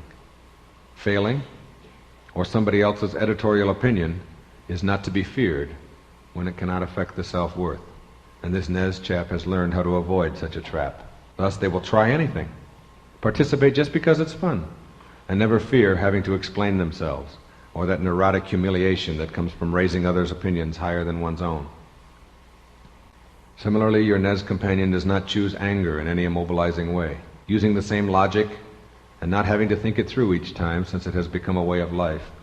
The Nez person doesn't say to himself that other people should behave differently and that events should be otherwise. They accept others where they are, and they work at changing events that they dislike. Thus anger, or being upset when an expectancy is disconfirmed, is impossible, because the expectancies just aren't there to begin with. You won't be watching an emotional eunuch. Rather, you'll see a person who is capable of eliminating emotions that are in any way self-destructive and facilitating the experience of those which are self-enhancing. You'll see your Nez friend display an admirable lack of defensiveness. They won't play games and try to impress others. They don't dress for others' approval, nor do they go through the same proper motions of explaining themselves. They have a simplicity and naturalness, and they won't get seduced into making issues of small or big things. They aren't arguers or hot-headed debaters. They simply state their views, listen to others, and recognize the futility of trying to convince someone else to be like they are. They'll simply say, "That's all right. We're just different. We don't have to agree." Letting it go at that, without any need to win an argument or persuade the opponent of the wrongness of his position. They are unafraid to give a bad impression, but they don't strive to do so. The values of the Nez person are not local. They do not identify with the family, the neighborhood, the community, the city, the state, or the country. They see themselves as belonging to the human race. And to them, an unemployed Austrian is no better or worse than an unemployed Californian. Similarly, they are not patriotic to a special boundary. Rather, they see themselves as a part of the whole of humanity. They take no glee at all in having more enemy dead, since war itself to them is a human problem. The lines drawn by men to describe how one should be affiliated are not subscribed to by the Nez person. They transcend traditional boundaries, which often causes others to label them as rebels and non-patriots. Nez people have no heroes, no idols. They view all people as human, and they place no one above their own heads in importance. They do not demand justice at every turn. When someone else has more privileges, they see that as a benefit to that person, rather than as a reason for him being unhappy. When playing an opponent, they don't want him or her to do well. Rather than wishing them a poor performance, they insist that they do well themselves, in order that they might not win by default. They want to be victorious and effective on their own, rather than gaining through the shortcomings of others. They do not insist that everyone be equal, but most importantly, they look inward for their happiness, rather than to how others are living. They are not critics, nor do they take pleasure in other people's misfortunes. They are too busy being to notice what their neighbors are doing. Most significantly, as you watch this Nez person functioning, you'll see a person who loves him or herself. They are motivated by their desire to grow, and they always treat themselves well when given the option. They have no room for self-pity self-rejection in any form, or non-self-love. If you ask them the question, do you like yourself? You'll get a resounding, of course I do. This Nez person is a rare bird indeed. Each day is a delight. They have it together, and they live all of their present moments. Not problem-free, but free from emotional immobility as a result of the problems. The measure of their mental health is not in whether they slip, everybody slips, but in what they do when they slip. Lay there and whine about having fallen? No. They get up, dust themselves off, and get on with the business of living. Nez folks don't chase after happiness. They live, and happiness is their payoff. By using your present moments for maximizing your fulfillment, you will be one of those Nez folks, rather than an observer. Such a delightful idea, and you can begin that choice right now, if you choose to.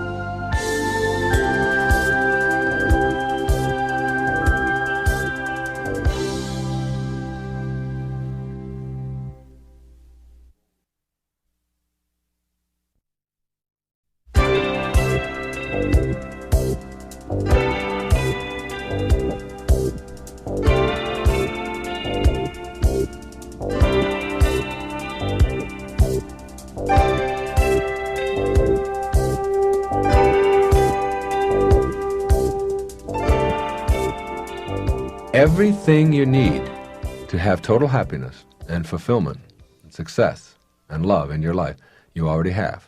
You already have it right now. Wherever you are, whoever you are, you have it right this minute. Just a matter of deciding to believe that. A woman asked me one time, what are the blocks to my happiness? She said, what are the blocks? I want to know the blocks. I said, the belief that you have blocks. You believe you have blocks. As soon as you believe you have blocks, you create the need to have blocks. And now you want to find out what the blocks are. There are no blocks out there. If you send them all away, stop believing that you'll have blocks. Then you stop looking for the blocks, and you stop defending the blocks, and you look for something else. People tend to blame circumstances for their unhappiness. They say, someone close to me is sick, and that makes me unhappy. And I say to them, no, that doesn't make you unhappy. Someone else close to you is sick that cannot make you unhappy. And they say, well, how is that possible? What do you mean? They're sick and I'm unhappy and they must be making me unhappy. I say, no, supposing that same person was sick and you didn't know about it. You just didn't know they were sick. Could you be unhappy? Well, of course not. How could I be unhappy about something I didn't know about? Well, they were sick. Their sickness didn't cause you to be unhappy. Their sickness existed independent of you. It's when you find out about it and process it and think about it in a certain way and you say, oh, that shouldn't be happening. Oh, that's awful. Or that's my friend. Or that's my mother. Or, those things shouldn't be happening to me. People don't want to take the responsibility and say, I am making myself unhappy by what I see in life. Now, you may not want to be joyful about someone close to you being sick, but you have to be responsible for what's going on inside of you. My job was to teach people how to find methods to be able to manage their emotions more effectively. I now believe that you have to be the method. Okay? There is no method that you can find. You can't rely on a method any more than if you're overweight, you can rely on a diet, or if you're smoking, you can rely on a cure or hypnotism or some kind of thing external to yourself. Or if you want to be religious, you can't rely on someone else to do it for you. It's that being that is the big difference. So that I began to see that managing one's own emotions was just a small part of the way. And the next step was in teaching people how to avoid being victimized by other people and other events and other institutions on the basis of you being more in control of your own emotions, that there are still a lot of people and things and events and so on that will try to control you, right? That will try to victimize you. There will be efforts by many, many people, your spouse, your children, your boss, the people in the neighborhood, your friends, all people out there who, even though you're managing your own emotions, are still trying very hard to get you to be what they want you to be, or trying to tell you how you should lead your life. There will be fewer victims in life when people are unwilling to play victim. That you get treated in life the way you teach people to treat you. Again, responsibility for how you get treated in life has to go back to you. if you've got people that abuse you, or are inconsiderate towards you, who do not like you, who are passing judgment on you, trying to control you, that only happens because you are willing to allow it. Not because the world is full of bad people. There's not any bad people out there in the world. I've heard it said that there's only 7 or 8 really bad people in the world. Of course, they move around a lot, so they're everywhere, right, to a lot of people.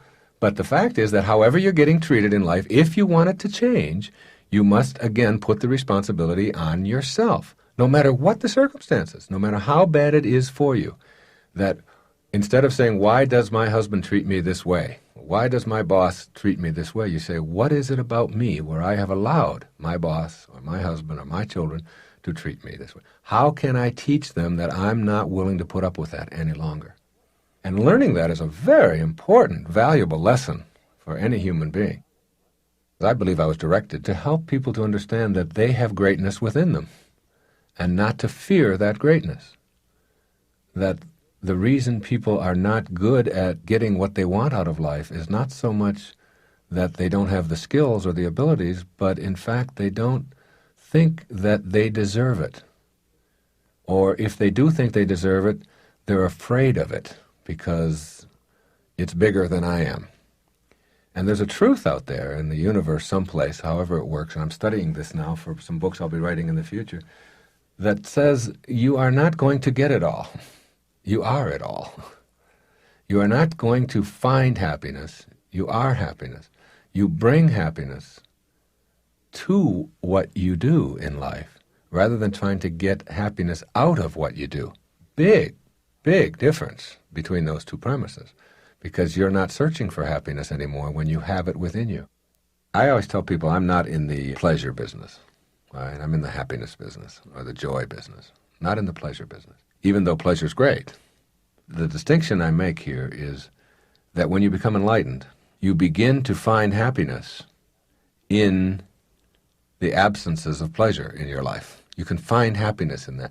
You can embrace your colds, if you will, your headaches or your backaches or whatever, as opportunities, rather than saying that if I don't have all pleasure, then I can't be happy. What you say is, I am happy even with the things that I don't like that are going on in my life right now. So you learn to find joy in those and embrace those things rather than trying to always send them away. And the suffering that you're experiencing, if you just stop right now and look at your payoffs for it and why you continue to do it, you will see that your suffering comes from wanting the world to be different than it is, or wanting somebody in the world to be different than they are. And when you stop that, when you just accept rather than want, then your suffering has to go out the window with it. And this is not to say that you can't desire things. You don't even have to say you can't want things. You can certainly want anything. But to need it for me to be happy must go. To understand what we're talking about here, you must understand that bringing happiness to something is very much different than trying to get it out of something. And when you are bringing it to something, then you always have it. When you're looking for it, it will always elude you. Always. Make no mistake about it that every emotion you experience in your life is a choice. Not that they're bad. Emotions are wonderful. But if any emotion you experience in your life is immobilizing, keeping you from being where you want to be, keeping you from your purpose, from your mission, from your joy in life. And don't forget that the major purpose of life is to enjoy it. Look, if you learn how to enjoy your life, every moment you have, even the rotten ones, if you can do that, do you understand that you can never be a burden to anyone else? Isn't that the least selfish thing you can do? Isn't that the most glorious and graceful and loving thing you can do, is never be anybody else's burden? That's not selfish to know how to enjoy your life. It's selfless. It's not putting other people down at your expense or anybody else's expense or elevating yourself up to make others look. It's nothing like that. There is only one morality in the universe. Every human being has a right to live their life as they choose to live it. as long as they don't interfere with anyone else's right to do the same. Now, I want to tell you, See, you can image anything for yourself. You can visualize for yourself. You can never visualize for other people to be different than they are. You don't have that kind of capacity, all right? Each person's karma is their own. Each person's life is their own to live. You cannot say, I'm going to image you doing this for me, and if you don't, then I'm going to be happy. What you can say is, I am going to have an image of myself not being upset when you don't do the things that I want you to do, that I would like it better if you did. When you get that image inside of you, then if they do it, that's terrific. And if they don't, you don't look at that as not terrific. You look at that as where they are right now. And Robert Frost had a wonderful definition of love. He said that we love the things we love for what they are. And that same thing goes for people, for what they are, not for what I would like them to be. And we don't alter or want to alter the things we love. You love it for what it is, rather than what it can do for you. Same with your children.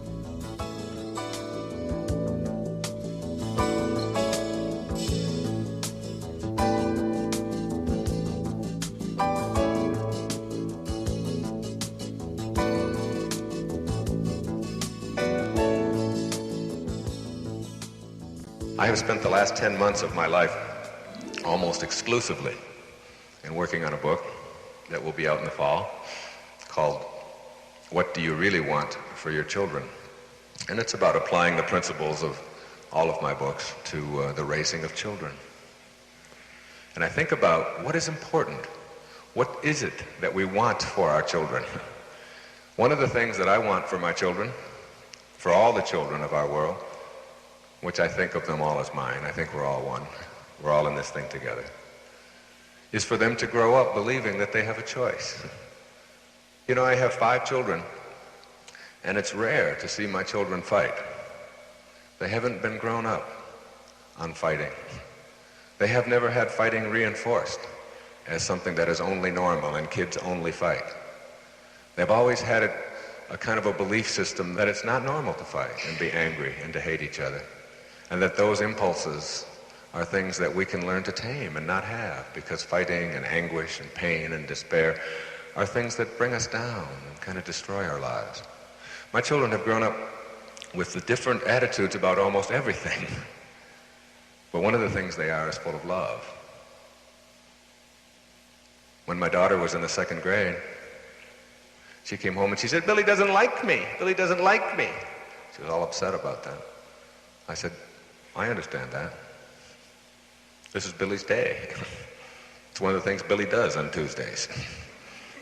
Do you like you?" "Oh, yeah, of course I like me." I said, "Well, that's all you've got." She'd go away, and she was used to her daddy talking to her weird like this. So many other daddies and mommies in the neighborhood say, "Oh, my goodness, what can we do to get Billy to like you? Let's see, maybe we'll give him some money. You know, maybe we'll let him play with your sandbox, or maybe we'll do whatever we can." You see, even at 2, a child doesn't have to learn that Billy's behavior toward her ought to be anything that brings her down. Do you understand that every moment in your life that you spend upset, despaired, anguished, angry, hurt because of the behavior of anybody else in your life is a moment in which you have given up control of your life? Is a moment in which you have said to the people in your world, "What you think of me is more important than what I think of myself. And so I will do whatever I have to do to get you to like me." Instead of, I will fill myself with love, and I will send that out into the world. And those that accept it, that's wonderful. And those that don't, that just happens to be where they are now. There is a karma to this planet that I'm only beginning to understand. But one thing I know is that when I put responsibility on me for my suffering, for my pain, for my difficulty, and when I send out love as my reaction to anybody else's anguish, that I get it back. And one of the nicest things about the universe is that it pays the highest interest rate of any bank on our planet. The universe gives 20 to 25% interest. If you send out $1,000 worth of love, you get back about 1,300 every time. You get your 1,000 back just to prove that what goes around comes around. And then you get a bonus. And the bonus is there just to remind you, this is the way to behave toward everyone. When you give something out into the universe, you get it back. In the simplest form, if somebody's walking down the street with a scowl on their face and you say, "Good morning, how are you this morning? Here's a newspaper for you," or whatever it is, and you just say something pleasant and loving and nice, you will see something pleasant and nice come back to you most of the time. If you don't, then that's a test. That's not a, "See, I told you it's not right." That's just your test. Most of the time, it will come back to you. A smile, you'll see, and you will feel better. Now, in the simplest form, that's what it is. That even applies to financial things. I remember a few years ago, my secretary was just all concerned about her income taxes, and she owed $500 more on her taxes, and it was the 14th of April. And she didn't know what she was going to do, and she didn't want to have to take out a loan and all of this. And I said, "Look, you've done so many great things for me this year. Here's $500. I'll just pay those taxes. I don't have any problem with it. I'll pay it. It won't affect me one way or the other." It wasn't really any great big gesture or magnanimous thing for me to do. It was just what seemed to be the right thing to do. The next day in the mail comes a check for $570 from Greece for an article that I had written for Family Circle magazine like 5 years before. It had been held up in some transaction in Greece, and there it was. The $500 back plus $70 as a bonus. That principle applies all the time for me in my life, I have found. And I didn't know that 10 years ago. I didn't know that if you give it away, it's like it's that circuitous nature of how each cell works. Remember the electrons that are circling around? They all just keep coming back. Everything just keeps coming back. And it works. And we are, when you think of an endless universe, we're still just tiny little cells. The same principle is working. But getting people who have been conditioned to believe that it's the bottom line and it's profits, and if I don't see it, then I don't believe it. And so in this technological, externally oriented, fast-paced kind of hectic society that we have created, we tend to forget some basic human principles. I tell people over and over again, your opinions are trivial. The opinions that you have about all the things and all the most profound problems in the world are essentially trivial, and they make almost no difference what your opinion is. It's your commitment to it that really makes all the difference in the world. If you're opposed to starvation and are doing nothing about it, then you're part of the problem. You're not part of the solution at all. You're part of the problem. You're one more indifferent person who feels strongly but doesn't do anything, doesn't act on your beliefs.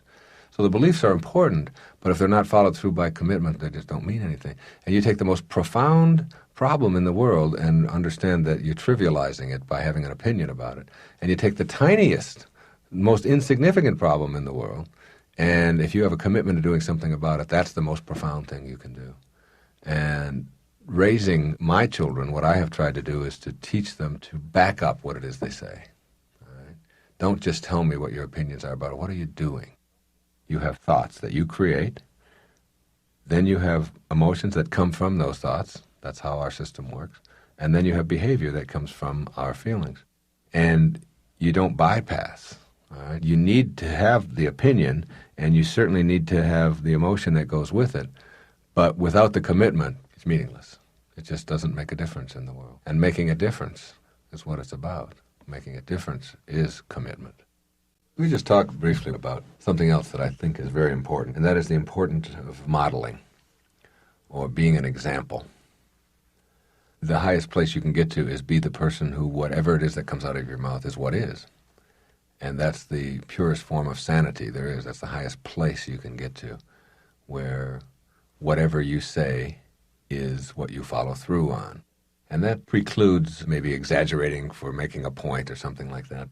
When you let something come out of your mouth or when you behave in a certain way, that it is consistent always with the beliefs that you have. You're going to exaggerate something that doesn't need to be exaggerated. And you stop yourself. This is the place I'm at now in my life, where I'm trying to do this more and more, working at this, where I might have just exaggerated by a number or something. 2 million books were sold last week instead of 150,000 or whatever it is. And stop yourself. Like the need to distort your reality. Where does that come from? Why do you need to do that? No one cares. It doesn't make any difference. So that when you're doing that, usually if you're lying in any way, you know when you're doing it that it's a distortion. And after a while, if you distort enough, it becomes a habit. And correcting that habit and really going to work on that, whether you call it integrity or whether you call it the ability to live by example, and being a model, like with your children, it's so important to live what it is that you say rather than to be something different for them or try to pretend that you're something different than you are. I don't just get up in front of an audience, or I don't just sit down and write about something that's nice for you, but I don't have to do that. I am it. And what I've written in Gifts from Icus and The Sky's the Limit, particularly in the Raising Children book, is what I am living each day of my life. Getting yourself to that point, that important integrity point, where what comes out of you is exactly what is in the world, and that if you're going to try to be persuasive or be a leader or make a difference in the world, then you do that by modeling, by providing an example up and down the line. And anytime you detract from that example, then you are not being authentic. And being authentic is a part of being enlightened, and it's very important to have that concept down cold. You can't be cheating on your income tax and punishing your children for being dishonest and be an authentic, enlightened person at the same time. You can't be blowing cigarettes in their face and telling them about the evils of addiction and be an enlightened, authentic person. You can't be out of shape and slobby and living a flabby lifestyle and tell your children about the importance of nutrition and be authentic and be an enlightened person. And you can't expect anybody that you work with in any business capacity to want to listen to what you say if what you say is different than what you are. That's very important.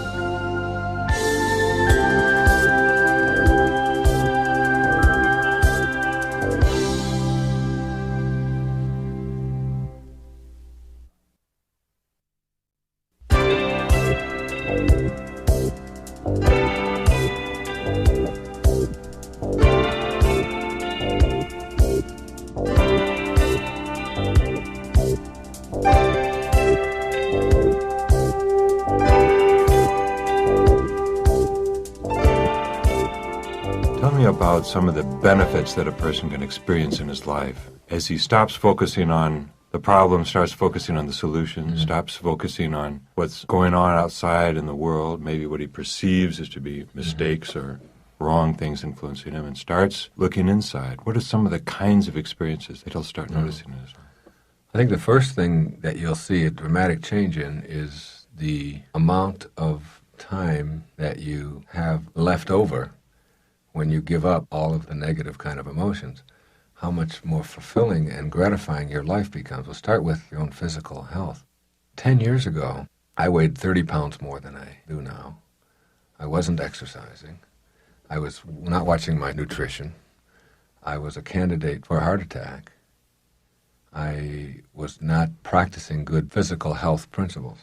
Now, I never really made a conscious decision to say, all right, I'm going on a diet. All right, I'm going to start exercising, and I'm going to watch the sugar, and I'm going to get the salt out of my diet, and I'm not going to have caffeine in my diet, and I'm not going to have poisons in my system. I never did that. Those become natural outgrowths of self-love, the non-self-serving kind of self-love, the kind of self-love that is like having a quiet love affair with yourself, where you don't have to tell anybody. It's not necessary. It's just a given. It just is. You begin to see dramatic changes. I started running 10 years ago, and once I got myself into shape, I ran a minimum of 8 miles every day. And I got into a streak, and it's almost 9 years now of continuous, every day, never missing a day of running. And at this point, exercising and being trim is just what I am. I am trimness. I'm not trying to get there. When I gave up caffeine, I stopped looking for the method to give it up and became the treatment and no longer was the poison. What I'm really saying is that that is not me anymore, and you don't have to go through any pain and suffering in order to get there. It automatically becomes a response that your body, when you start conditioning it, when you put lots of water in your body and flush it out and keep it clean, that comes from a premise of self-love and some of these principles that I talked about earlier. For example, I used to love a nice greasy cheeseburger. the kind with the shiny buns, you know, grease had come up on it, and lots of French fries, and the kind where you could squeeze it and, you know, you get some grease down in the plate, you know, and then dunk the bread in that. I used to eat like that. Now, I never said, all right, I'm going to stop doing that. I'm not doing that anymore because that's not bad for me. I don't want cholesterol or anything like that. You are not the poison. You are now the treatment. And these changes that take place are so dramatically wonderful. I mean, I can give you some specific things in my life that I do now that 5 years ago I would have thought you were crazy. I won't drive to the store. Not because I want to save gas or because I don't like driving. I love driving. I have a beautiful car and all that. I don't even think about it. I walk to the store. I walk almost everywhere I go. It has become a lifestyle with me. It seems so silly to me to fire up 4,000 pounds of steel to go get a 39-cent loaf of bread or whatever it is, when it's so wonderful to walk or to jog down there. And so I find myself, in addition to my running, walking 4 or 5 miles in a day, using that time creatively. All right, I walk where I used to run or where I used to drive. When I'm in a restaurant, I used to always put salt on everything before I even tasted it. I just put a lot of salt on, a lot of it. I don't even ask if there's salt on the table anymore. And I never made a decision not to do it. It just doesn't feel right in my body. Red meat is something that rarely comes into my life. Now I consume 1/4 of the amount of food that I used to, and I have 4 times as much energy. I sleep much less than I used to, and I haven't consciously made any decision other than to use love as the principle for making my life work. All right? So when you ask about the benefits in the physiological area are astounding, and they just seem to get a hold of you, and you begin to make intelligent choices or healthy choices that are good for the organism. They come about naturally when you start operating your life on this inner kind of glow that I'm talking about, this serenity. You see, I think that there's more to the universe than what the pragmatists would have us believe. I am open to everything being possible and operate from the premise that nobody knows enough to be a pessimist. All right? None of us know enough. We know so little about the universe.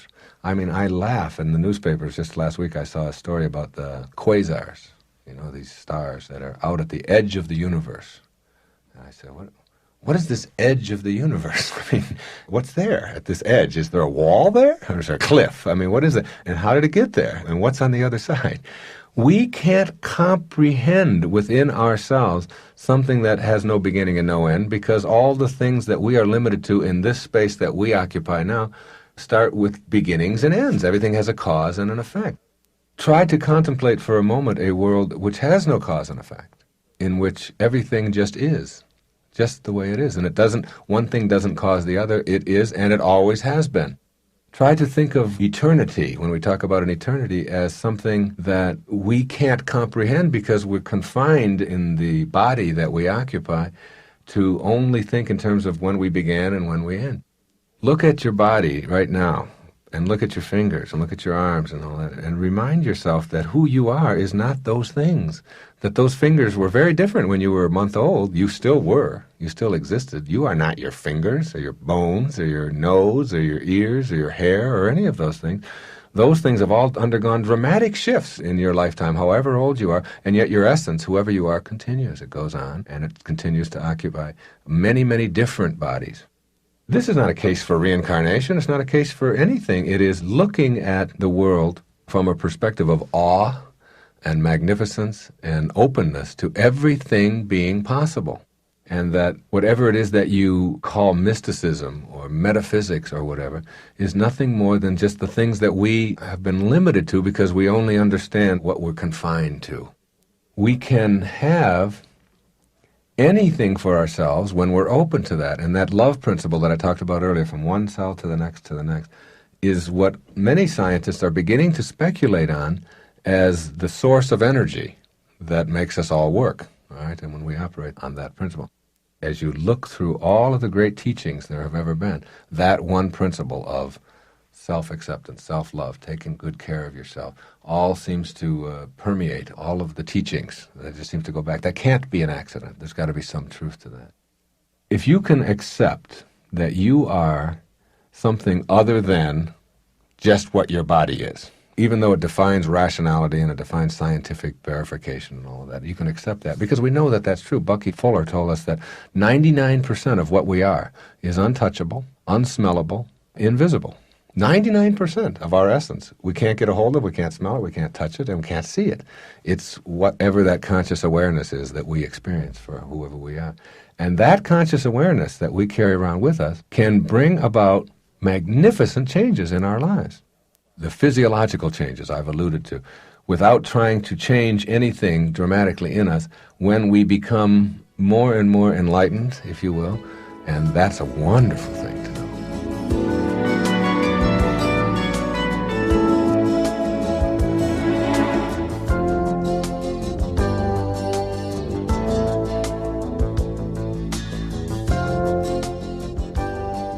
I want to close with this letter. It's from a lady who has become a friend. Her name is Chloe Robinson. And she wrote me this letter after I spoke at the Seattle Center 6 months ago. Dear Wayne, I have just returned from hearing you speak at the Seattle Center, and no, I will not sleep a wink until I have written you a note to say thank you. I have anticipated hearing you ever since I purchased my ticket several weeks ago. I knew it would be wonderful, but it was even better than that. It was absolutely marvelous.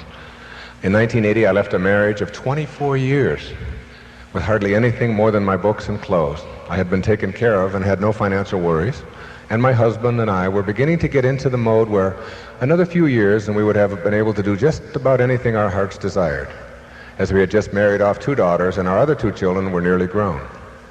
My leaving and the manner in which I did it, I moved to Hawaii, left everyone speechless, as I had always been such a devoted and unselfish person.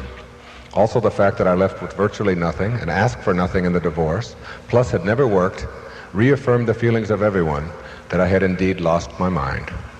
I had turned 40 that year, and it was also speculated that this was probably partly to blame. In actuality, my soul just finally cried, "Uncle." This lady's a writer. These last 4 years have been absolutely wonderful. Sure, I've had pain and I've had to learn many things about life and people the hard way, but I wouldn't trade them. I have grown and learned and finally become the kind of person I want to be, my own. At times the future has seemed scary, especially financially, but I know beyond a doubt that I'm on the right path. After a 2-year relationship with another wonderful person, I now believe that I am meant to go my path more or less by myself and not be tied to another person through a serious relationship. This does not make me unhappy or lonely. I now live each day almost hour by hour, live my life like the page of a book that is waiting for that day to write the story, and know that I'm on the right track regardless of what the rest of the world thinks. I am an artist and a writer, and I know that the time is not too far away when I will be able to share some of my feelings and thoughts with others and perhaps bring some hope and encouragement into their lives. I want to say to other people, dare to risk. Dare to face the unknown. Because if you don't, you aren't really alive. I have read each of your books many times, and when I was given gifts from ICUS for my birthday, I was thrilled. Little did I know what a truly beautiful gift it was for me. When I began reading it, I was puzzled, since this was so totally different from anything you had ever written before. I began the book about 10 o'clock one night, and I didn't stop reading it until I'd finished it. I cried through a great deal of it because it seemed to strike some chord in my soul that knew of the things which ICUS spoke, but which I had never been able to express, mainly because most people wouldn't have understood it. I was so excited and felt so emotional when I finished it that even though it was nearly 3 in the morning and I had to work the next day, I reread it again. I never did sleep that night, and yet felt more alive and awake at work than times when I had slept the prescribed 8 hours. I have just finished ICUS for the 7th time, and still get just as excited and emotional each time I read it. I've always been an avid reader. In the past 6 years, I've read tomes on Eastern religion and philosophy.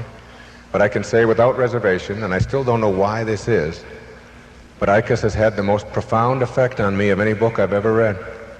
It is more than the words or the story. It is as if it has awakened in my soul that which is true and has been from the beginning of time. I can't even explain how I feel. I've given countless copies of the books for gifts, and when it wasn't received from some with the same passionate emotion I felt when I read it, I was incensed. I felt as if I was casting pearls before swine. Don't ask me why this particular book evokes such feelings for me. I don't know. Now listen, this is the paragraph. I was amazed, even talking to many people at the center tonight, how few of them had read it, even though they were great fans of yours. I've come to believe, particularly this past year, that we are each on a path, and when we commit our lives to growth and becoming our own person, we get on such a fast track that it is almost frightening. I believe that a book like Gifts from Icahs is one that until your consciousness is ready for it, it will not have an impact and just be passed off lightly or ignored. However, when a person is ready, look out. It is very powerful stuff. I know there will come a day when this book will be on the lips of everyone and will change the lives of many. It is more than a book. It is ancient truths that were finally given to someone to bring forth. You and Icahs now have a great responsibility to the world because these truths are now for the world.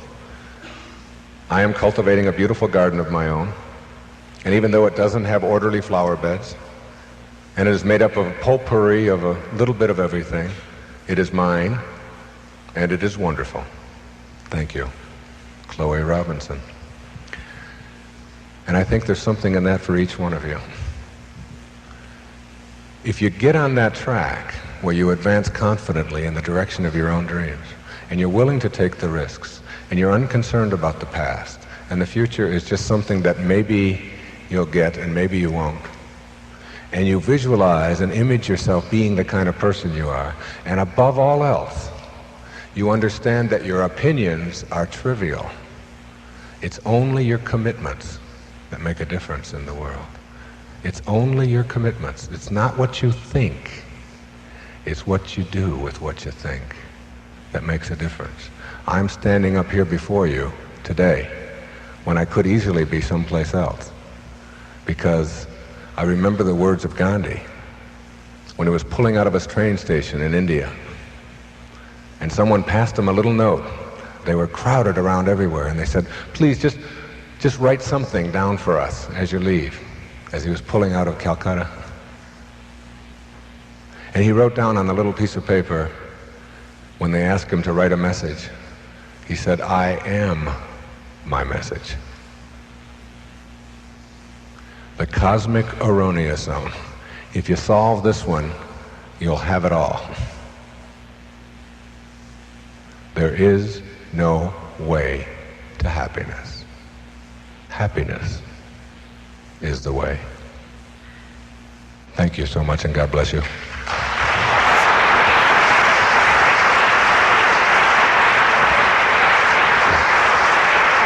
Thank you. Thank you. Thank you so much.